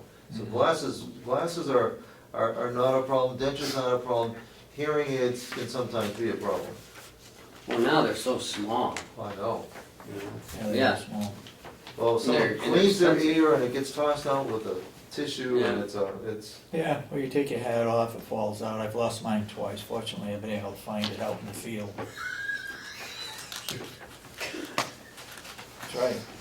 we have these little clips, we actually have the guy drill little holes in them. 2,500 apiece. Yeah, you're out there They looking. look pretty hard. Yeah. We can get clips on them, so we put them around neck strap. Little lanyards. So Howie, I guess, you know, I'm assuming that, or I'm speculating that the previous contract was 5 years long, since this one's 5 years long. And is there anything preventing us putting this out to bid? Nothing. I mean, Okay. to try? I mean, I don't know who would be I don't know likely any more bidders. dentist, yeah. I mean, I don't. I don't know either, but I guess, I know it's been at least 5 years since we've tried. Or I'm assuming it's been 5 years since we've tried, and I'm not, and based on the content of this contract, it would not keep us from going ahead with this contract, Right. because there's only a 30 days. 30-day out clause. You know, But to me, what it seems like is if it's been 5 years since we've even looked, then it probably makes sense for us to look, and that might be the reason why they give you a 5-year contract. well, now, I did peek behind the curtains this week to see what other county homes were paying their providers. Now, Southern Tier, they have greater choices, Yeah. they're larger places, so they cost per, and the only way to do it is really a cost per resident base, because there's a different number of people. So breaking down the cost per resident, I think Rockingham probably has the lowest cost at about 44 cents per resident per day. Others are, this comes to about 55 cents per resident per day. Our costs are greater than Rockingham's, and I didn't have it with me, but we have we're comparable. You know, we're in the 10% factor of those of other county facilities. But that is not the same as going out to bid. What we would get if we went out to bid, I'm not sure Right. whether we would get bidders or whether the prices would be more favorable. I was just glad to see that these prices weren't going up. Absolutely, yeah, the price did not increase, but it seems to be if our cost incurred is minimal, then it was at least worth a look, you know, I would I just think. quickly went online to see if there are any mobile dentals, Manchester, Exeter. You know, I mean, So So they you come know, in a not to trailer? say that we should No, go advertise, no, yeah, they not come to in say a we should little van. advertise it, but we could send. It's amazing what they pack in. Yeah, They it's come not in a cost little us van and anything. roll stuff out. We're actually able to get mobile x-ray as well. Why don't we do that? Well, we'll just send out like an RFP and just see, I mean, we can still Absolutely. use Dr. Kana for now. Yeah. But maybe something else will come up. That is your pleasure. Yes. Yeah. This just came in, which surprised me, so I didn't realize, I mean, Yeah. When is this contract end? Current contract End of expires December December. 31st. but there's a 30-day notice on Yeah. this, so we But could, there's no renewal, right? On the old contract? there's no auto on that renewal renewal. On the old on contract? the old contract, so it ends. I just don't want us to find 2 weeks from now, not having a dentist here, and, well, we're obligated to the state to have a provider. Right. So that at the very least, it makes sense to authorize Ken and myself to sign this contract, but at the same time, direct us to get bids to going forward. Because we can, if we found it not to be desirable, we could cancel this contract. Um, My gut feeling to that is, Howie, that as soon as you sign a contract and you go out to bid and you find somebody, you've created hard feelings in a situation where we may need these people back. My next question is, I thought we had a book downstairs so that when these contracts expired, that we would be getting notice instead of a week ahead of time or 3 weeks ahead of time, some other longer length of time. I made it clear yesterday again at a department head meeting that people need to send their contracts over to Chuck.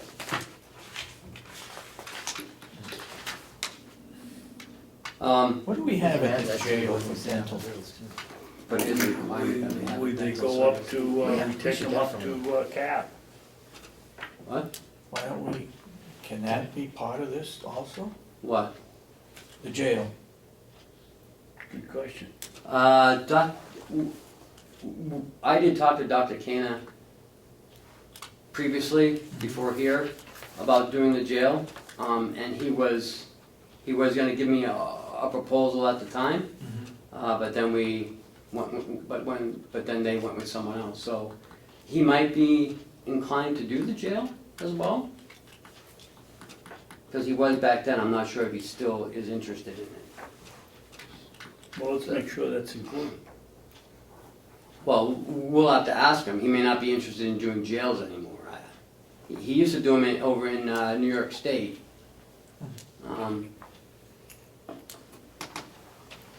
We have a contract now at the jail? I would imagine we must, or we send them out. We just send them out? We never see a bill from the jail for dental, we send them up to cap. Or we go down to the oral surgeon in Dover. So why don't, we need something in place now. And why don't we let Howie, talk to Dr. Kana about it?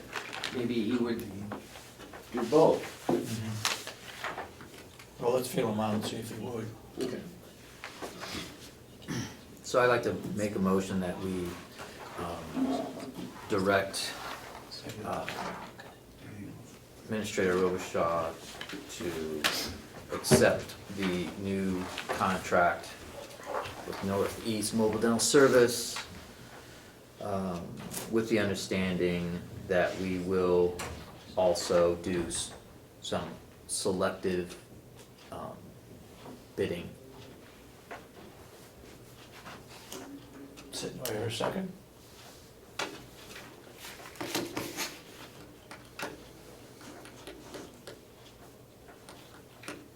I'll second it for discussion. Some reluctance maybe to sign us ahead of time? Maybe you already explained that, Commissioner Babson, that it might cause odd feelings Yeah. if we change. That's your reasoning, I assume? I would, I don't know if we could negotiate a one-year contract and give us a chance to look around, but at the end of a year, he could come in and say, okay, well, that's fine, we're gonna raise our prices. That is the risk. With all due respect, he could cancel us in 30 days and give us 30 days notice and offer us a new contract for more money. I mean, it goes both ways. He's got 30 days to raise his prices. He's not locked into a price. That, I should have mentioned that earlier. He's as locked into the prices we're locked into having him here. So and that's fair, And this is similar to other counties as well. so. All those in support of the motion say aye. Aye. Those opposed, nay. Yeah, 2-1. Passes. I'm lost now. Can you repeat the motion? Right, I'm lost on that. The motion is that, I don't know, we should sign it, right? Right. So, the motion is that we would accept the contract with Northeast Mobile Dental Service with the codicil that we will do selective bidding of 4 other remote dentistry businesses for comparative bidding, for comparative analysis. You said you saw 4. We can send it to 4. Okay. They may not respond, but we'll send it to at least 4 to see how it goes. And negotiate with him for the jail as well, or that's separately? That wasn't in the motion. Right, that's why I'm asking. No? Okay.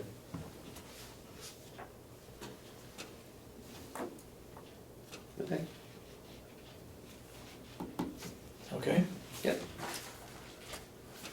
Why don't one of you two that voted for the motion make another motion that directs Howard or Ken to talk to Dr. Kana about doing the jail? Why would we have to do it? Why don't you do it? Well, I'll be glad to. I'll make a motion that we direct Ken or Howard or both to talk to Dr. Kana about doing our jail visit. Second. All those in support of the motion say aye. Aye. Aye? Unanimous? Yes. Okay. Okay. Do we not have someone at the jail, or is it just similar to jail? We don't have any, we send them out. Oh, we- oh, I- Cap. Gotcha, we send them out and they charge, and they send us a bill. Gotcha, so. So would someone sign the contract? I did. Okay. You. What's the ITS? On the bottom? Nick? It's It's- not initial. What is it? Oh, chairman. That says president, so that must mean chairman. You're right. I have no idea. It's Deductive. I deduced. Is that it, Howie? That's it. Now, the only question I have is I have a signature sheet here for the Reliance part, if you wanna do the signatures while you're here. Yes, let's have them. And that's the contract. We have to keep all contracts. It's, A copy of actually, the the contract. critical part, that's the price sheet that needs to be signed off. Something we were gonna send out with all the accounts payable, we were gonna send that note about if you have a contract, and we send us a copy. Consider this, Oh, yeah. you know, and that's something we could add on, if you have a contract with us, you need to send it to us, because we want to have it centralized in our office. That'll help get some of them your way. While we're at it. The nursing home has a binder. Howie, am I reading this incorrectly, or did you read it differently than I did? It says software list price $10,800. 1 year subscription, $9,500. One-time promotional subscription, said $8,000. More money here than, is it 10 and 9 and 7, or is it? That looks like it was the one without all the staff on it. And then it had a single setup of $1,500, professional services $2,500, and discount $1,000. That's because I gave you the wrong sheet. That didn't have the per diems on it. That's the number that I gave you there, and that's the list is 15. But the discounts that we negotiated were pretty serious. It was almost $4,000 in discounts. Well, we've got 1, 2, 3, 4, 5, 6, 7 different figures here. The 10,995.83 is the annual, and the 1,500 is the one time. Okay, I'm marking that on here. Yep, those are the two, those are the. The 10 is the annual, 10 is the almost the 11, the 10,995, 1 year, 1 year. 1 year, okay, And the 1,500 is the one time, one time. both representing pretty steep discounts. They're very anxious. So we're talking about a total to them of $11,500, basically. Well, about, 12,500 total. It's 11,000. 11, excuse me, Yeah, 12,000. But just under 12,500. The professional services is not concluded in this? Huh?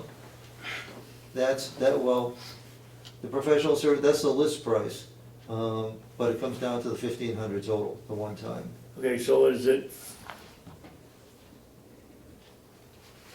It looks to me like it's 12,500 plus another 1,500. No, it's just the 10,995 and the 1,500. If you wanna look at it and see what you can figure it out. You look at.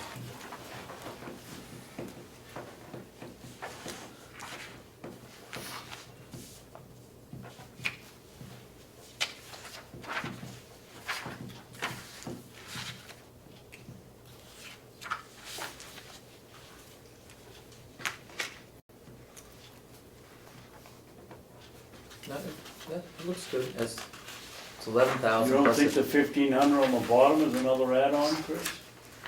Nope, it's professional service, it has a list price of 2,500 with a $1,000 discount, which equals 1,500. Right. So where does that 1,500 show up in the total? You take the I'm gonna say $11,000 for the promotional one-year subscription. Right. And the 11,000 plus the 1,500, you get 12,500. So that looks like, What did I take down for a note here? just going back this way. It looks good. Hopefully that one-time discount isn't a one-time discount. It's been removed. So now. Oh, oh, you guys oh. can sign out. Gotcha. Gotcha, But- gotcha. Did they have a motion on releases?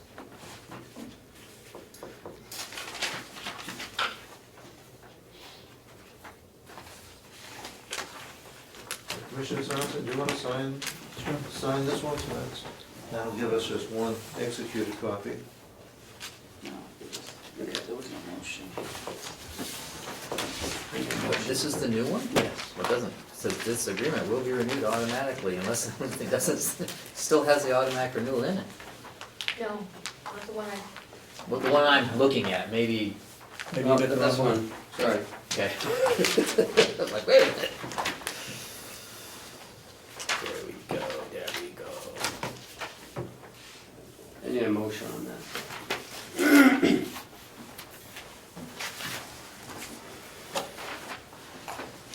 Ken, do you want me to We're gonna copies make of that coffee, one? yeah, please. I'll get. Okay to get them to you later? Or do you want to write, would you like? Can you leave them on my desk? I will do Or that. leave them on Cheryl's desk? Please, thank you. Okay to leave? Yes, sir, thank you. Thank you. Howard, See I you need this to- afternoon? No, Howard. I need you to come back. Okay, I can stay or come back, yeah, whatever your pleasure. Why don't you stay?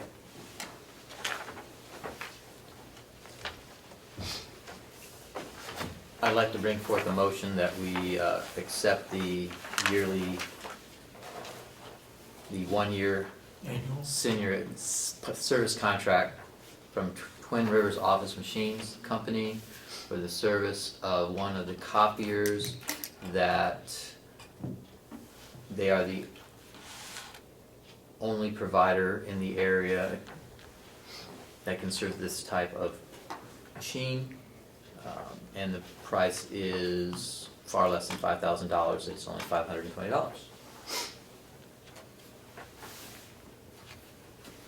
Is there a second?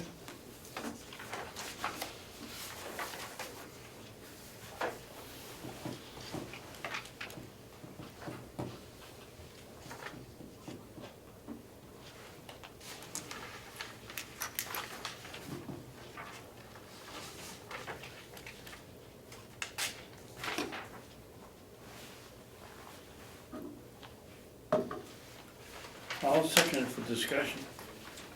Go ahead. This agreement is non-transferable and non-refundable.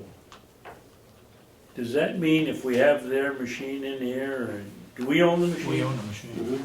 We own And the the machine, machine breaks, brand new. okay, it breaks. And we have to get a new one. Does that mean that this contract is voided? That's what it says here. Well, if the machine breaks, they're gonna fix it. That's what that contract's for. No, well, if it breaks in, as just an accident, and if it breaks because of accident, misuse, abuse, negligence, theft, vandalism, power failure, power surges, fire or water damage, they don't fix it. Well, then it's covered under our insurance. And then. Okay, but my it's point replaced. is, Ken, if we have to get a new machine and God knows why, in 30 days or 40 days, we've paid $520 and we've gotten one month's worth of service. Could I address that? Yeah, go ahead. Good.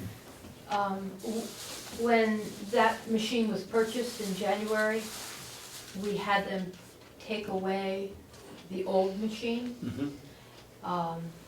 They gave us a credit on the contract for the old machine and a credit on the toner that was still left in the toner tube. Okay. I did speak with Mr. Anderson this morning, and he said we never hold you to that one line that we had taken out anyhow. And I said, well, they just don't want it in there, and he was very glad to take it out. Okay. I think that their customer service is excellent, and it wouldn't be an issue. Okay, motion's on the floor. So, all those in support of the motion, say aye. All right. Aye. Aye.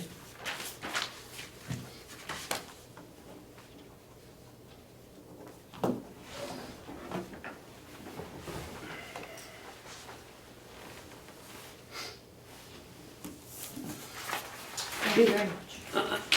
I need a copy of that. Next, Next, leasing of the county fields RFP and lease in your packet. We worked quite, it was Commissioner Babson and I worked on the lease agreement and the RFP. The RFP was sent to delegation for comment. It was in comment for 7 days, and it is now in the paper. For the hayfields are out to bid. I'm not sure how many people are going to be bidding on it. This is the, Ken, where did we put it? Conway Sun? yes, Did we put it in the market bulletin? put it in the independent? no. You didn't put it in the independent?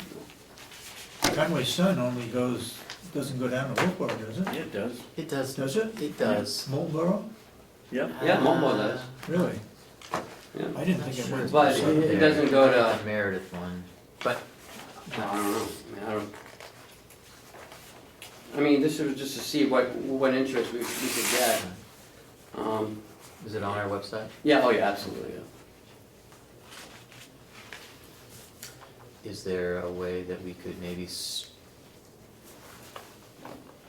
well, I guess there probably isn't. I mean, is there a way that we could possibly glean from the internet, guys, gentlemen who are farming hay, and notify them? Easily enough? I don't know how to find people who pay, unless, Send it to the Farm Bureau? you know, Well, anybody's gonna do hay, Chris, that's in the business, isn't gonna be doing it in Carroll County. Too many rocks. You know, it's gonna be New York they're shipping in, or New Brunswick, or Nova Scotia, or northern Maine. I think we could put it in the market bulletin, that might help us. what's the market bulletin? It comes out once a week and Once a goes week. to about 25 Department of thousand Agriculture. different people interested in agriculture. When does a bid, I have to check, see when the bid closes, because, I mean, then, I was just Well, suggesting, we can change the, I was just when we write the suggesting, bid for the market bulletin, just change the date. You gotta have it in by Thursday, so if we're gonna get it in next, it would be 2 weeks from now before we well, get that's not the fair to ad. the other people. I was just suggesting that perhaps maybe New Hampshire Cooperative Extension has a list of people who they're helping pay. And they might have, He's on the advisory you might board, have I an don't email know. list, and we could just send out the RFP to the people on that email list, or ask them to distribute to their email list. I'm just a little something more that we can do for free, you know, by networking with, They have a newsletter that goes out. you know. No reason why it couldn't be put in that. Yeah, but then if you're gonna go by the same Yeah, I mean, we've criteria, already, then we've got closing date for other people. if no one bids, how about that, if no one bids in this round, we put it in the UNH Yeah. Cooperative Extension. Because I don't want to penalize people who might be bidding on it, but. It isn't as if they're gonna cut the hay tomorrow, Ken, why would we be penalizing them? Except 'Cause they get to somebody bid in might have early. to get here a little, give something up to get you to walk around the fields, but I don't see how that'll affect the Okay. bid. I'd put it in the market Alright. bulletin, and that's the most widely used How do I get to, what is it, market bulletin? How do I get to market that? bulletin, yeah. Department of Agriculture. Deliverance. We're leasing out this land, is this gonna be used for corn as well? No, only hay. Then We you ought to talked change about this, that. because it says solely for agricultural crops. Crops could be soybeans, it could be wheat, it could be oats, it could be anything other than hay. I didn't realize it. I thought it would be any agricultural product. We talked about hay. Yeah, Somebody that wants to go out there and plow up 1,000,000 rocks. I mean, I guess if they wanna do that. They can plant corn, ruin their Well, equipment. corn has been planted on some of the land. Yeah, So They we can if don't they really want. care what they use it for, they can. As long as agriculture. Yeah, They have to right, re- yeah, farming, right, yeah, they have to farming, yeah. return it, they have to return it to what it was To when what they it was, started, yeah. so they have to return it to hay at the end of the contract. Oh, okay. Thought you were gonna say they had to put the rocks back. And they have to go back to the same spot waiting for Map the rocks. Okay. But the lease is a little bit down the road, and we can, Oh, yeah. we can review this and talk about it next week, right? Okay. Yeah. All right, And thank you for, Commissioner, for helping put that together. Oh, and we went through many different versions until we finally got it right. you hope. Well, what we thought was a good, Right, a good first draft. yeah. All right, what else we got? We had the MS 46 amended. I'm looking for expenses, oh, I see it, got it. Right, so,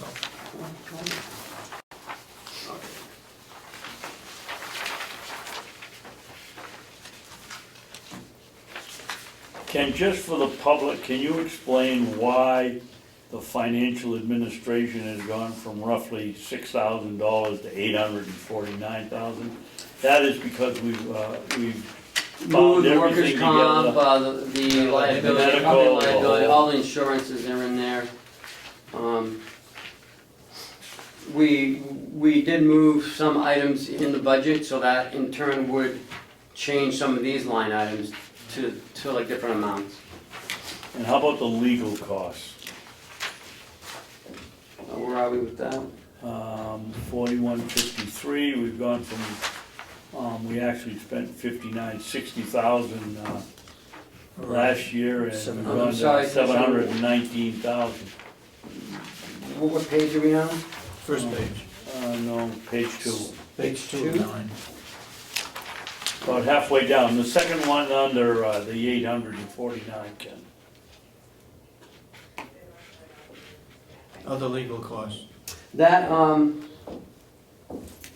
was also, Chuck gave me a road map, but left off one of the pages that has all the crosswalking. That's again a combined of,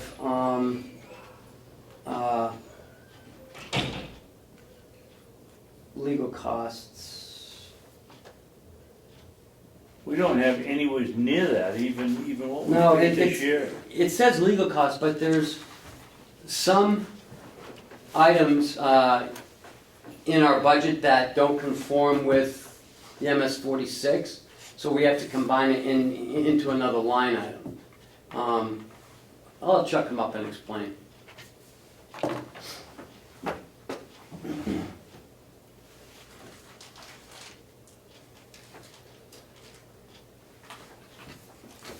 Howie, would you look at Chuck for me, please? If you notice, we did move, there was some, the problem was, at the top, it had, the revenues was at, and you know, last Monday at the delegation meeting, we had $42 million up there. Can you more Where was particularly that? state I where was that looking was? for that. That was Oh, that was in, on next, that was in, 8 of 9. That was in, It was up there from property Assessments. taxes levied on. right, there's payments in lieu of taxes for unincorporated places, which would be, that's on page 6, which would be Hale's location. And they had 14,000, 14 14 million million. something. in Right, there. which we don't get And we don't $14 get- we million don't get dollars from 14 taxes million. from Hale's location. Not yet. Not ever. So that was under licenses? No, that was on page 6, I got it. under assessments and taxes, under line 3186, payments in lieu of taxes, there was $14 million in there. Ken, wasn't it up there on 3110? It was at the very top, wasn't it? As I recall. No, I think it was in payments in lieu of taxes. Okay. But anyways, we don't get $14 million from Hale's Right. location. We get $9,000, Yeah. which is at the bottom there. Yeah. And Ken, that's not even taxes, that's to pay us for That's doing that. fees. Right, That's It's for fees, for us, yeah. for Yeah. being selectmen, right, and. or so assistant that's superintendent of superintendent schools. And then there was another 14 million under Unexplained revenues or something. other revenues and miscellaneous Where is that one, revenues. Ken? That's on page 7, under miscellaneous sources. And there was another 14 million there. Oh, So, you know, so the revenues were skewed. And Do we know where the miscellaneous 14 million came from? Chuck had a file with some information from 2014, and he called DRA and asked them specifically what information they needed on MS-46. And we're talking about the prior 14 million in unincorporated places, and also the other miscellaneous revenue. So we're going over the MS-46, so you put it together, if you explain it to them, that'd be great. The original version of that, I put in the data that I found in the records. It looked wrong to me, but that was what was reported originally. When that seemed to cause a Excuse me, stir. Chuck. What form was it on? If that was the original, why were we sending in a 215 MS-46? Again, you're talking about the one you looked at from last year or some Yeah. historical From previous record? year, from Okay. 214. But that was Okay. corrected though, wasn't it? Didn't we This have one- 2 of those that were sent in? No, this is the corrected one. That will go in once you sign it. Okay.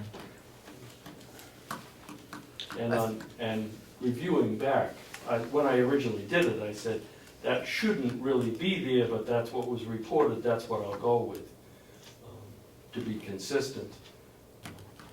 And, you know, it's, as an amended copy, it's permissible to send it in that way, and it will correct it. In essence, it doesn't mean much, because this form is filed because statutorily it's required to be filed, but nobody does anything with it. It's a holding place to meet the law, and then we go on and develop the budget from there. It means a lot more on the MS-42 at the end of the year when you actually have passed a budget and all of that. Chuck, what were the other legal costs? 700,000 and. Yeah, on page. It's on page 2, 2. 4150. 720,000. Page 2. halfway down. 4153. That's account 4102, which now has in it your property and liability, all of your workman's comp, unemployment comp, the 151,000 for your share of the deductible, has the auditor's costs in it, and it has, And that all goes under legal costs. Why is that an illegal cost? Yeah. because there's no place else to put it. One of the failures. And that's acceptable to DRA? Yes. You know, they have a standard form that they use for the entire state, everybody in the state has a different budget. Yeah. Everybody budgets differently, whether it's in education or municipalities or counties. So you fit your things into the DRA form as best you can. Would And all they, that really matters is that you total up correctly and you account for all of your accounts. so the medical costs went into the financial administration, and the workman's compensation and other insurances went into the other legal costs. Okay, the medical and dental costs get split into 3 locations. For the nursing home, it's under that account. For the jail, it's under that account.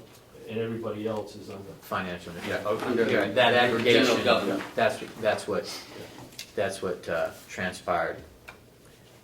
So I think that what would be helpful is that when, after we go through this and we do approve it, that we provide the towns with some Yeah. explanation, because Yeah. they're looking at this and they're gonna say, wow, why did that go way up? And they just need to know that, you know, we've done some consolidation on our side that has caused this form to change. And to give some explanation, is because that's what they worry about. They say, wow, this cost went way up. You know, do they have a big suit or something? You know, say they're, you know, what, they start, so some explanation. We understand, you know, this is a standard form and sometimes you gotta fit square pegs into round holes, you know, they said to put it there, great, you know, that may not have been where I would have put those kind of things, but personnel administration sounds better for workman's comp to me than, but the DRA tells you where it goes, not us, you know, that's their.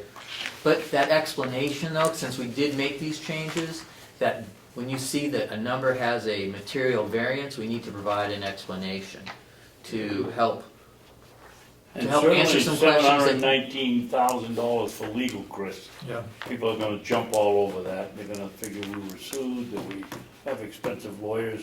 That's a good point, we gotta make sure we, Yeah, if there's a accompany material this. jump, we need to identify why that happened. You know, we are moving some things so they can be accounted for better, that's a great thing, but there's, that first year, there's gonna be variances that, you know, cause question marks, so. But in the end, when you go to the back page, Right. that's all, if you look back over the years, like, the gentleman from Molten Borough was saying, that, you know, 12 million sounds, you know, if you look back over the years, the raw data, the, you know, 12.2, yeah, that makes sense. Right. Or, you know, the 13.5 back from to 2014, you know, as far as revenues. Absolutely. And what he said made a lot of sense Right. after I spoke with him. Yeah. Chuck, And- what, excuse me, Ken. No, go ahead. Chuck, what on page 7, the other thing that caused the problem was 14 million in other revenue from miscellaneous sources. Where did that go? What was it? And we're now down to 4,000. I think it was duplicated. I couldn't find a source for it.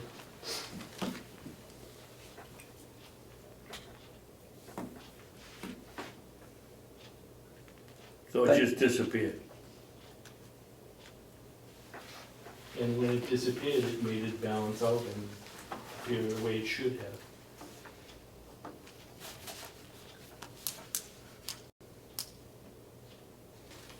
Did we get any kickbacks from any insurance programs? We don't get kickbacks from the government. No. We get rebates. Yeah, rebates. We don't get any kickbacks. Yeah, But that's only down in New Jersey. did we? Is the question. We get what's called a premium holiday, Okay.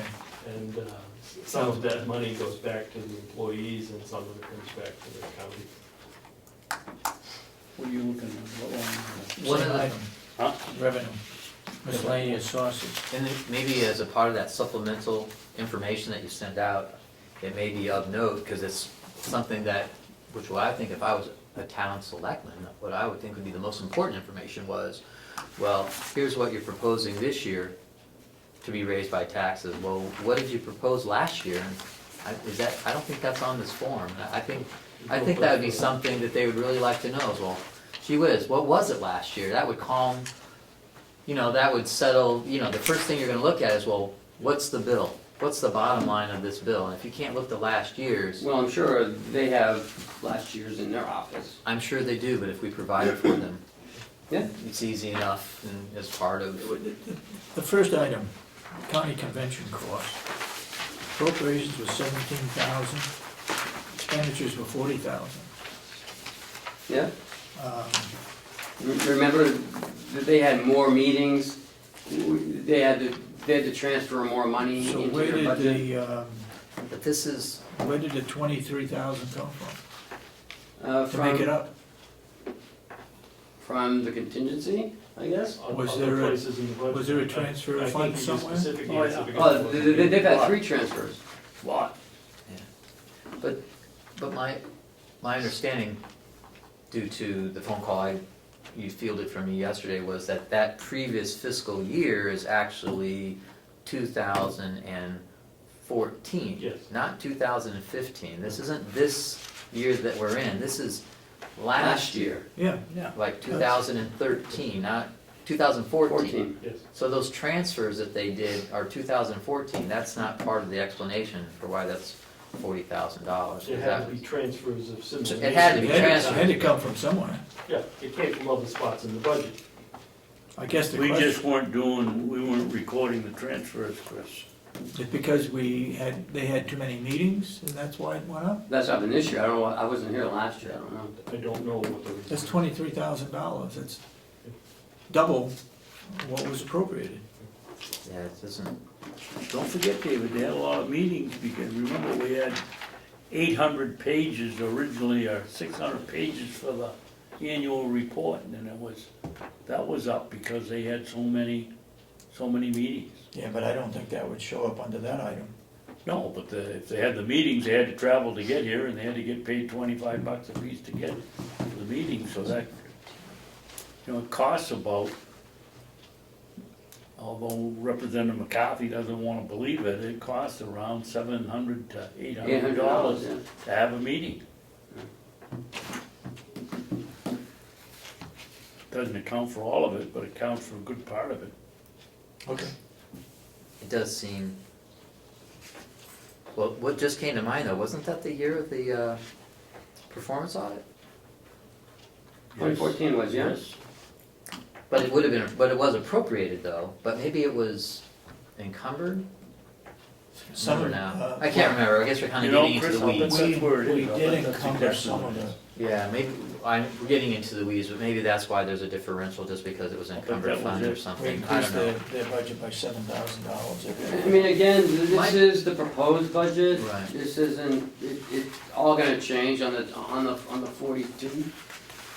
And so the last question I have you've already fielded for me, but I think it is material and it is noteworthy, is that it states that in 2014, if you look at page 5 of 9, when you look at the total appropriations of, which would be 2014 of $27,982,06, and then you see the expenditures from the previous year of $30,591,687. That, for me, I found it hard to understand how we could expend more money than was appropriated. And then I asked you also about why, the proprietary fund of 2.4 million, which is above it there, is not included as being appropriated, and we had that discussion. And it just, and the explanation you gave to me was plausible, but it just seems difficult for me to get my arms around, or my hands around how our total appropriations would be exceeded by so much by our actual expenditures, because that seems to be something that statutorily it seems we're not supposed to be able to do. Well, $2.5 million. didn't one year you guys overspend the budget? It has happened in the past, but it was like, it was In the past a 6 fair, it years, was like less we than overspent $200,000. one year. What? No, there was a big overspend. Yeah, there was. One year. I don't know what year that was, but it was recently. An overspend?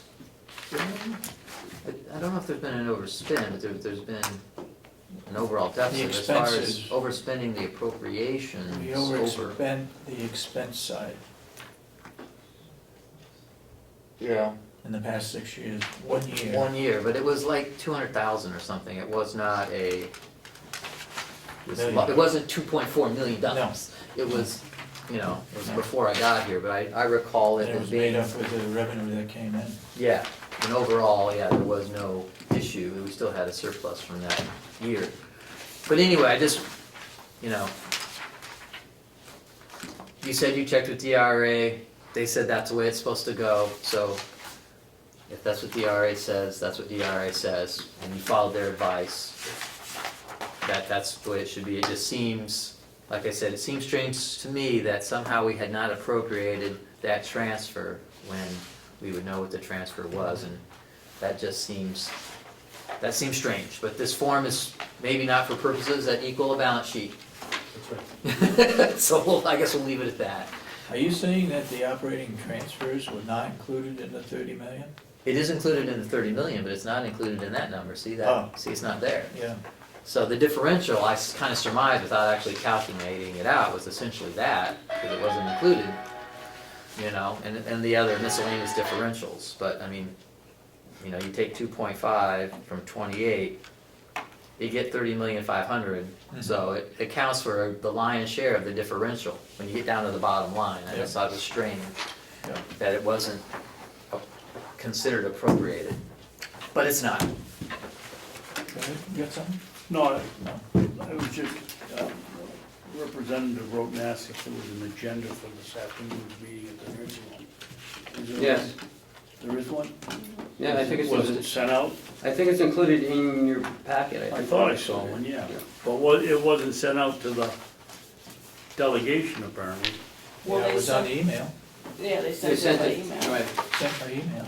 Yeah, but Representative Nelson sent it out. it only goes to the people on the committee, I believe. Yes. Okay, well, I don't know, that's up to I'll them. do it after, I'll send it to As in her after regards lunch. to the culinary Yeah, and also I'm the sorry. dietary. It's just a little thing. All right, you're asking for us to re-sign this, right? Yes, we need 3 copies.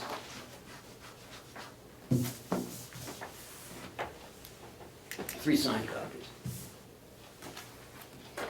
Okay.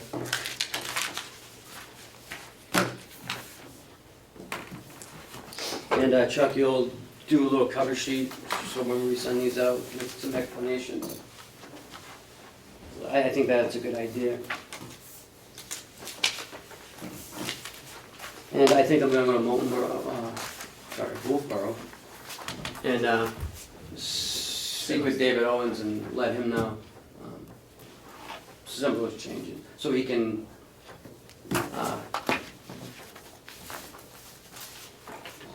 speak to the select board. Some of their questions that they had asked us.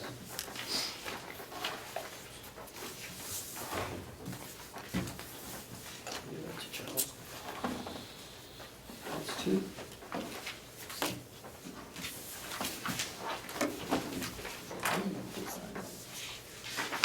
All right, thank you so much.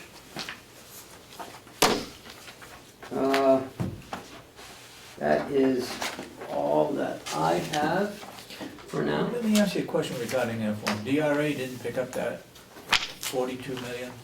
I don't know if they even looked at it. I don't think they look at them. They collect them because the RSA says they have to collect, Yeah. but it means nothing to them if they don't do anything with it. But it did mean something to the selectmen from Wolfboro and Wolfboro. Okay. you done with your work session, Ken? Yes, I do have some updates, but, I got a couple. First of all, I think we ought to report on our selectmen's meeting at Wolfboro. Go ahead.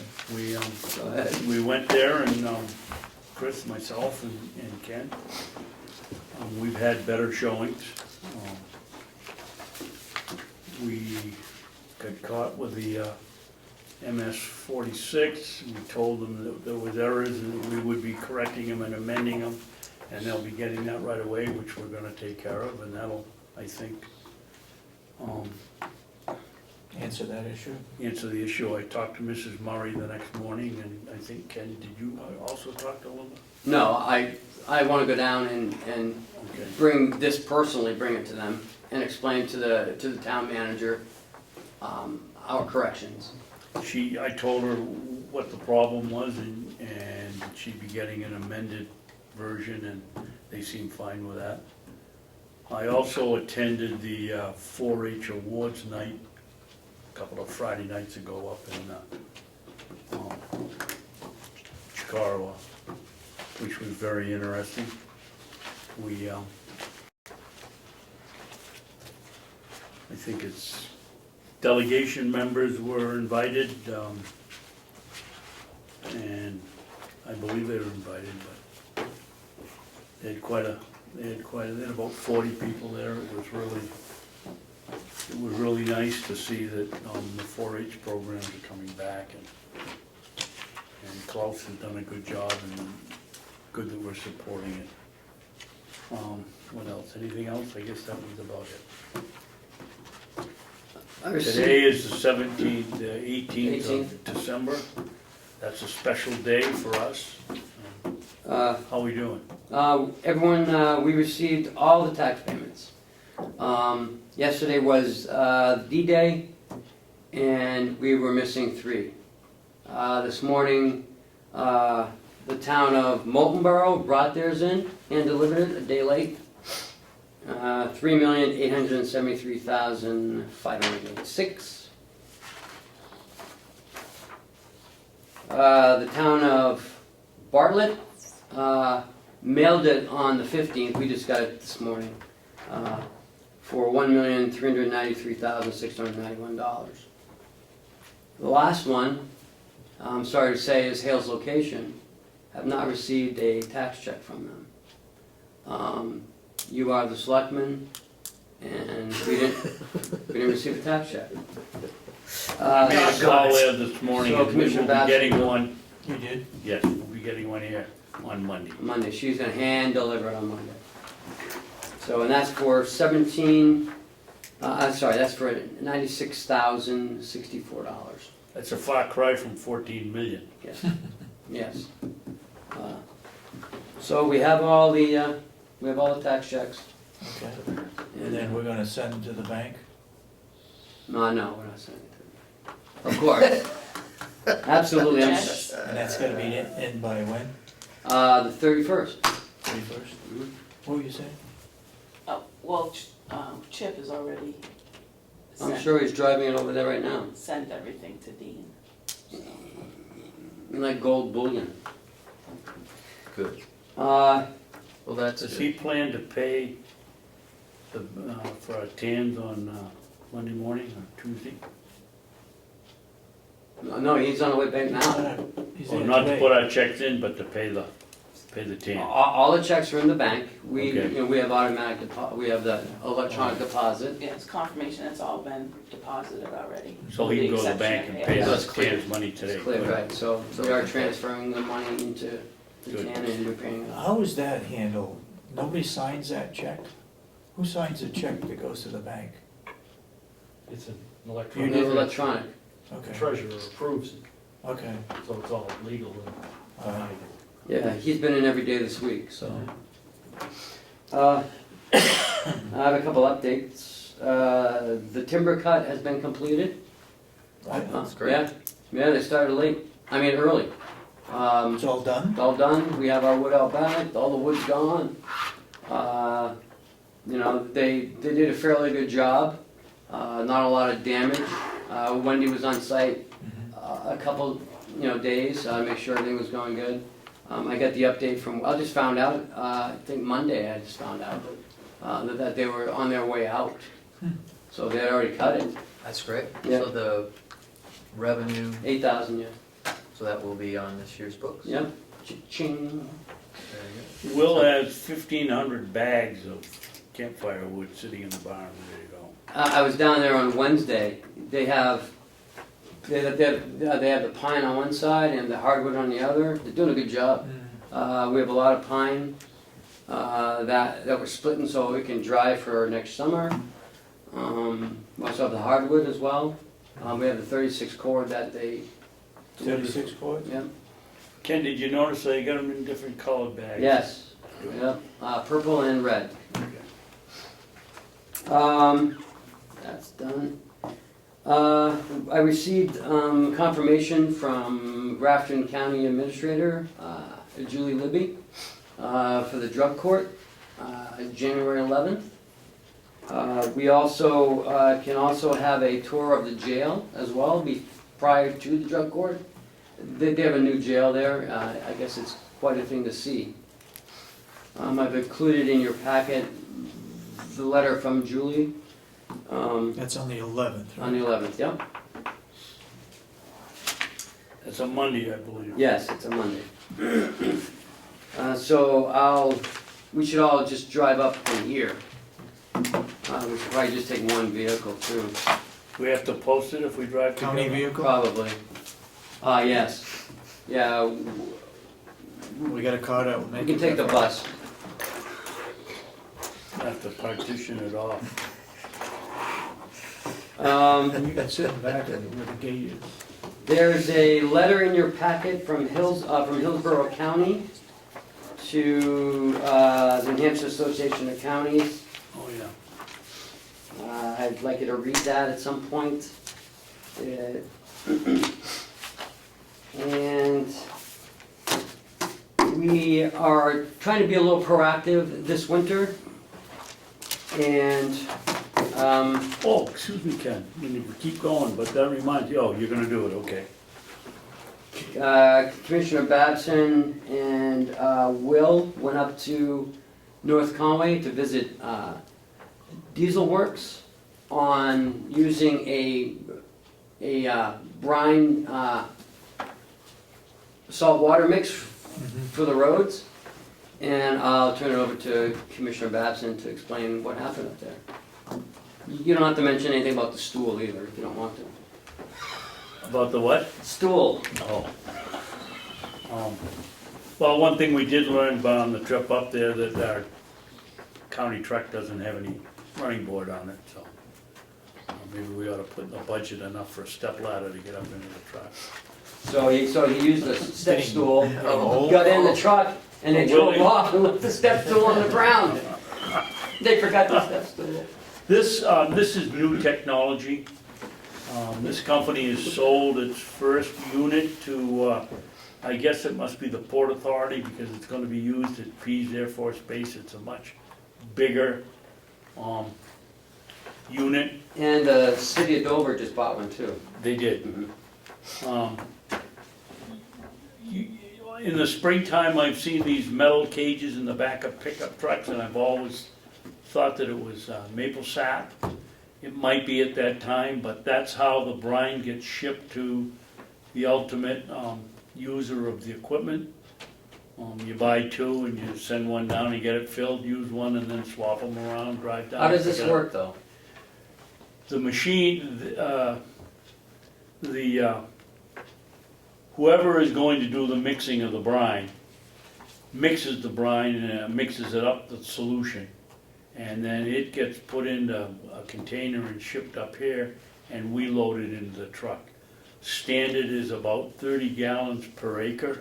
But what is this? It's a It's a big plastic tank on the back of the truck, with a distribution arm in the back, much so like the, sprayer arms? Yep, much like the ice machine in a hockey rink, except instead of a rag, it has nozzles and it sprays on the road. And you put it down before the storm, and that keeps, well, it basically develops a slush, or keeps it slush, so that when you go to plow it, you can clean it down and you're not left with the ice pack that we have.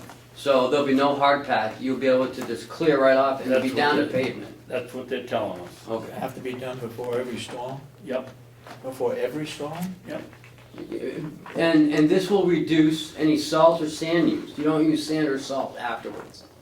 It also has a, that reminds me, Kenny, it also has a spray arm if you're over here by the nursing home, the somebody works on the sidewalk, sprays the sidewalks with it, with a, like a power washer. Yep. What else is there? So it reduces rock salt use or any sand use. So it's a pre-treatment, and you put it down prior to the storm, 24 hours. It dries onto the pavement, and this works at a lower temperature rate than rock salt. So it has a better effect. It as the snow melts, the first inch, if it snows lightly, it just melts right off. If it's a heavy snow and starts to collect, the plow comes by. Mush. Yes, it keeps it soft, so Makes you it can a remove slush. it off the pavement, and that way there's no hard pack or ice or ice so someone can slip on it. It goes right down the pavement. This will reduce the sand and salt use, almost eliminate it, really. So we're actually looking at this type of system for the winter use this year. There was talk of getting it down to pavement so people won't be slipping and falling. Are we buying the equipment? We're currently looking at it. It's actually less than $5,000 for the tank? truck mounted one. For the truck mounted. Yeah. And is it for pickup or? Yeah, well, For there's the one ton. many different sizes. If you There's look in there, Dave, there's some for a 1-ton truck, there's some, for a One we 3/4 looked ton, at the and there's one for pickup like a John Deere Gator. You put in the back of a Gator if you had one. It's the up and coming thing. It works better than rock salt, and it saves us from having the parking lot swept in the spring for sand. We don't have to store any salt anymore or any sand, or not. We don't have to store as much of it as Have we any have. idea what it's gonna cost per storm to apply this? Yes, it costs 67 cents per gallon. 30 gallons per acre of pavement. So, we're probably thinking about $90 per and they storm. hold, those tanks hold, I think 300. you said 8 gallons, 200 gallons. Yeah, well, the one we're looking at is 300 gallon. Well, the tank on the truck does, but the transporter that you bring the brine in is 200. So 200. we figured that one of those roughly storm. one of those per storm. So it'll be less than $100 a The storm. drawback, the major drawback at this point is there's only one person around mixing the brine. That machine Currently. in here is the big. So we gotta buy that too? This company this company that makes it was bought out by Fisher Plow. Plow, which is obviously a nationally known snow removal equipment Right. company. Now, the person mixing it right now is in Portsmouth. Diesel Works is actually thinking about, they've got 2 of those machines up there, 2 of the mixers. They're actually considering, if more people buy this, they're actually gonna mix it there, so in North Conway. We were thinking about, So before every storm, you go out and you we gotta pre-treat go it, to 24 to, Portsmouth to pick up the brine? No. no, They deliver it? No, it's in these big 200-gallon tanks I told you look like in the springtime that the collect maple sap, syrup. it's got the white tank White with tank the with a metal Frame cage. around it. Yeah. We would buy 3 or 4 of those, Just they're like keep 'em here. $100 a pop, and use those, go fill them up, and then keep them in the barn. This doesn't freeze, so we can leave it outside. We don't have to keep it inside because it's salt water. It's a 24% brine mix. Solution? He was very, very, very positive about it has to be 23.3%. Yeah, 23.7, I think, something like that. And for some Minimum. reason, that's critical. Minimum, yeah, because it could freeze, I guess. Mm-hmm. It's less than that. It's a pretty good system. I know that Where's all this water gonna go when it melts? What do you mean? It's gonna perk up, it's gonna perk just like any other water. Just like we normally, just like it does now. There's no difference. We just push all the slush into the snowbank. Okay. There was concern from the subcommittee about us using more salt on the roads and in the parking lots. This is a little cheaper in the long run.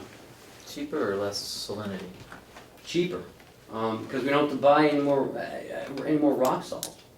And that's the expensive part of the rock salt. Yeah. They want us to use more rock salt, and that isn't as good for the environment as well. Right. So, So, I guess the question is, using that will mean we'll be putting less salt on the pavement than. less trips, because you don't have to use the sand, salt mix after the storm, and then as it melts, you have to use more of it to melt it even more, because it could get, a couple inches could get packed down and then freeze. Well, The that's rock what- salt only works down to what, 15 degrees or something, or 10 degrees or something? This works, I think they said 15 below. Well,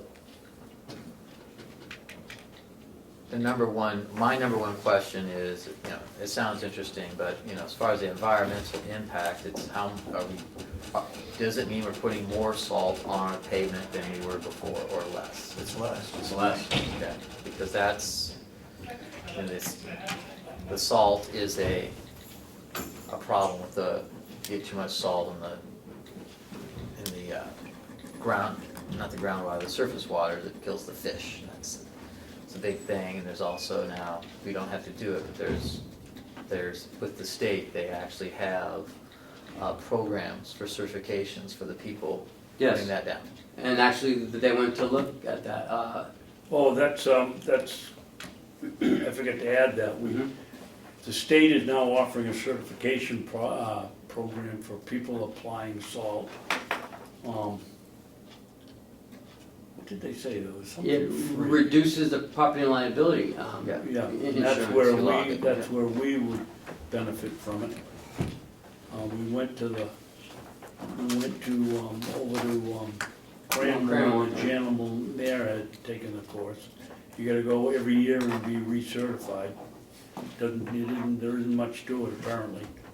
And, And there's a cost involved in recertification, right? yeah, there's a slight cost. So, we're still in the research phase. We still have a few more questions about, because the concrete walkways in the nursing home, Yeah. we want to make sure that this doesn't disintegrate the concrete. Yep. So, we're still getting information, we're still looking at it. Is that all stainless steel? There's nothing that's gonna corrode on any of that equipment? No, it's plastic and stainless. Plastic? All of it's plastic? No, the tanks are plastic, Yeah. but no. Tanks of plastic, the Nozzle nozzles heads are are- probably a mixture of plastic coatings with stainless steel nozzles.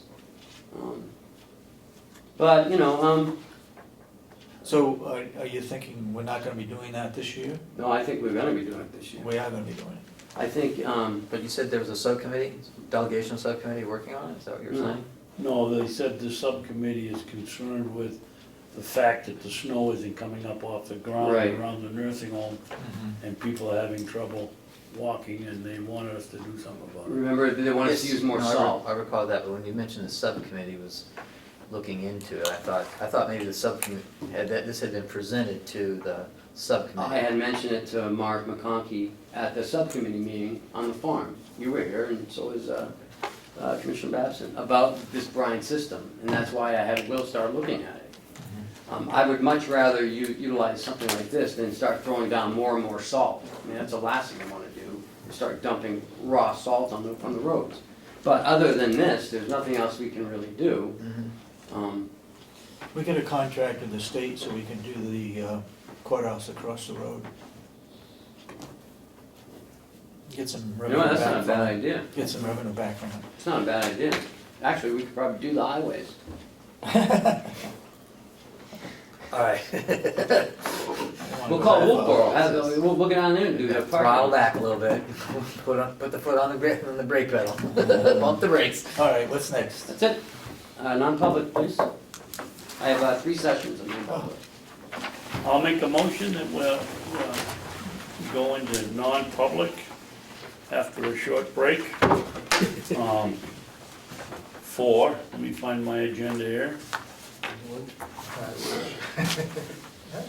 You got your agenda right here, David. All three For are the same. session 1, 2, and 3, all of them are 91A, dash 8.A, period 3, paragraph 2, 1 is C, 2 is A, And 3 is and C. 3 is C. And I don't think there's a need to read those, because we do it every week. That's my motion. Second, roll call? Commissioner Ahlgren, Yes. Commissioner Sorensen, Yes. Babson, Yes. Non-public?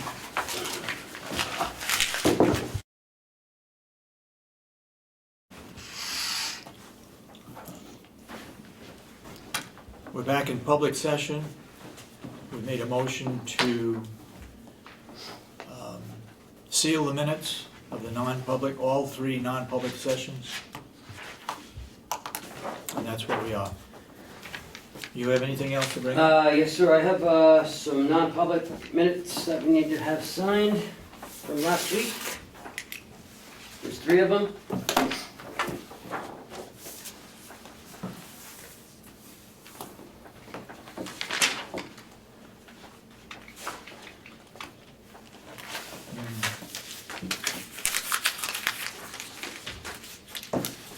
Ouch.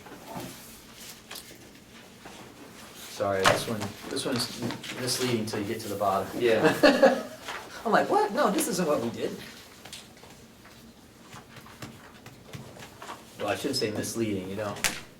Our action at the end, it was correct, but our actions at the end.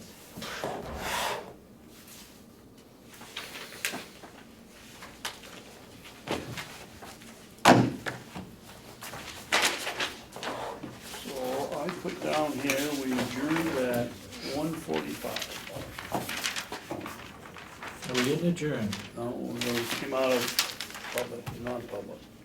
Adjourned non-public.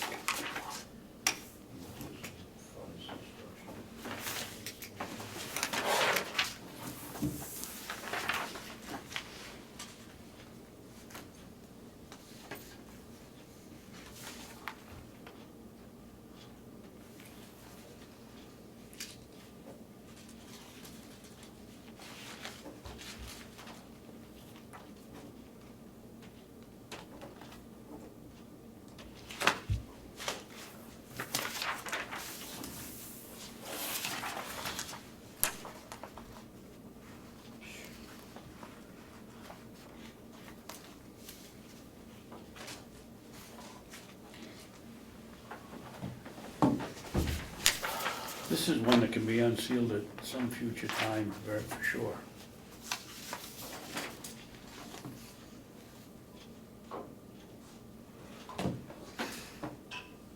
Every day.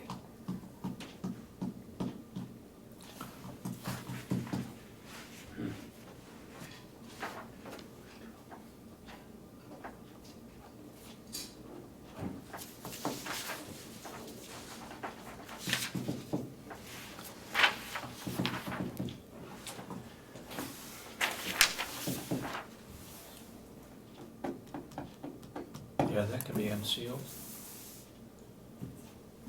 That one we need to keep You sealed. think we can unseal that one now? I don't see why we can't I don't unseal see- that I one. don't see why not. Yeah, but we can wait a couple weeks. There's probably not a reason to do it, but let's wait till we're not finished with the action. Yeah, I'd wait till it's finalized. Yeah, let's wait till we finish the action. Hopefully that's gonna happen in a couple weeks and then we can. We're in public session, right? Yep. You done, Kenny? I'm missing one. Huh? Okay. Yes, I'm all set. I pulled out a few checks this week. and I'm not all the way through, but, one of the things that we ought to be discussing is, I thought we came up with a cell phone policy. We've got one here where, for one individual that I thought $50 was the amount that we were gonna pay for everybody's cell phone. Well, one person. Well, one person was always a little bit more, as I recall, under It's the good current. than the one. But, Public knowledge, it's the county attorney. I pulled this one out because I didn't know what it was, and all it says is the annual Christmas craft fair. That must have been the advertising for the craft fair they had Who's here it last for? week, the nursing home. No. They had, oh, Daily Sun. Oh, the other side. They had a craft fair here a while back. What do I want to do with this? Oh, I was just showing you the documentation. Yeah, I know. I was so what is the problem with this one? Oh, you did? Oh, I I apologize. didn't know what the craft fair was, Oh, that's all.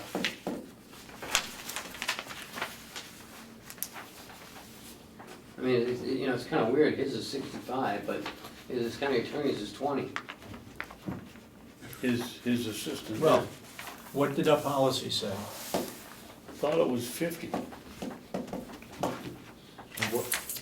I'll have to review this policy. I don't know if there was, I don't think there was a amount on there, was there? That was only if we had county-owned cell phones. We were going to all county-owned cell phones. Right. Yep. When is that taking effect? We'll hold it till next Tuesday. No, Okay, No? the 2016 budget. it's for the new, okay, It well, is. so that hasn't happened yet. I mean, he was getting that before, and was that just by, I don't know, I wasn't here. yeah, I don't know. The minutia of who got what for the phone reimbursement. And what's the matter with this one? It's all over the place. I was just looking at the price and, on it, I'm looking at it now, I don't think there's a problem. This one here Oh, so is, you I want us to don't sign understand why our county administrator is buying office supplies. I'll sign it. We ought to be grouping them together and trying to get the best price. That's treasurer. And this one here, I set up a deal with Care Plus on their ambulance service, and my recollection is it was lower than that amount of money that I gotta call them back, or pull out some of the old ones. I think it was $465. This is $100 more. What do you wanna do with it? Well, this one here, I'm gonna check downstairs and see what we've been paying them. Well, let me make sure that they're not going somewhere else. They go to Huggins? One of them went to Huggins. I think they both went, didn't they? Where did you see Huggins doing here? Jesus, these are complicated. What is that for? To Huggins Hospital, Yeah. Reimbursement.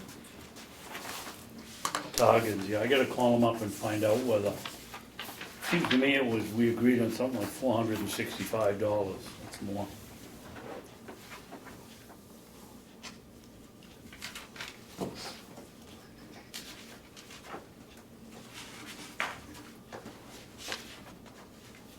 You're gonna hold on to that one? I'll hold on to them all if you want.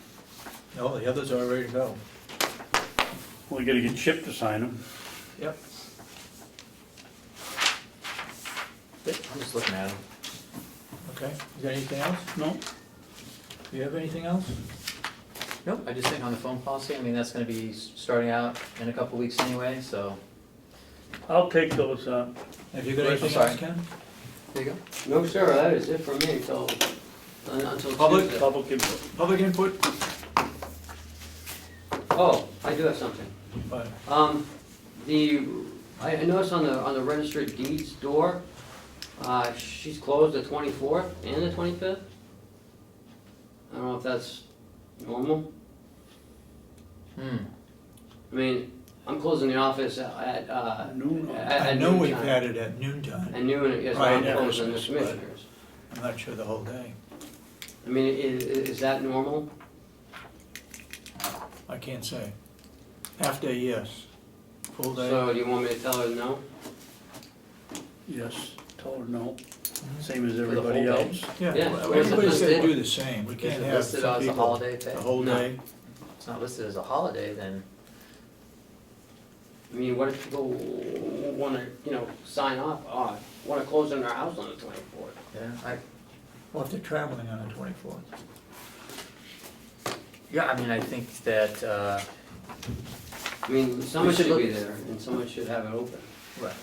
No, I think we should look into it. I don't know if there's any statutory reason why No, they no, can't close, no. but there are some guidelines in the employee file that says that people only pay certain days for holidays, and I don't believe December 24th is one of them. It's not. So now that becomes an issue, that part of it becomes Yes. an issue. She wants to close their office and they don't wanna work, so it's not an approved holiday. So that's- I will, Maybe we need to- assess it. Yeah, talk about that, find out, maybe they do it every year and it's gonna be a new thing. I mean, that's a whole nother story, I guess, a whole nother can of worms, but, Half day is fine that we've done in the past. Yeah, That's what it's always been. and that's what I said, I'll close the office at noon, but to keep it closed all day, I don't think that's right. When, other people have to work. And So, we've had some people, one person keep the office open. yeah, I mean, I'll be here on the 24th. So she should have someone, at least one person here to, if someone She comes could be in. Yeah, okay. Speaking of that, Ken, can we get a report from her how she's doing for people signing up for the service? She told me this morning, 121, 122 people signed up. At how much ahead? It's $120 an account. So she's over what she anticipated. And we were in Moltenboro, Wolfboro, they were happy about the idea of us they going were. on, or the registrar going online. Well, the only people that are gonna be unhappy are the people who are in the deed business that have offices here Yeah, in Wolfboro and Ossipee, and they're gonna be out of a job. people used to call them to do their deed work, and now they're just gonna go online, they're gonna be out of business. Well, I think they still have to do, some abstract work and some research. I don't think people can, I think they still gotta come here and do some research. Do I have a motion to adjourn? Make a motion, we adjourn. Second it? second, Any further discussion?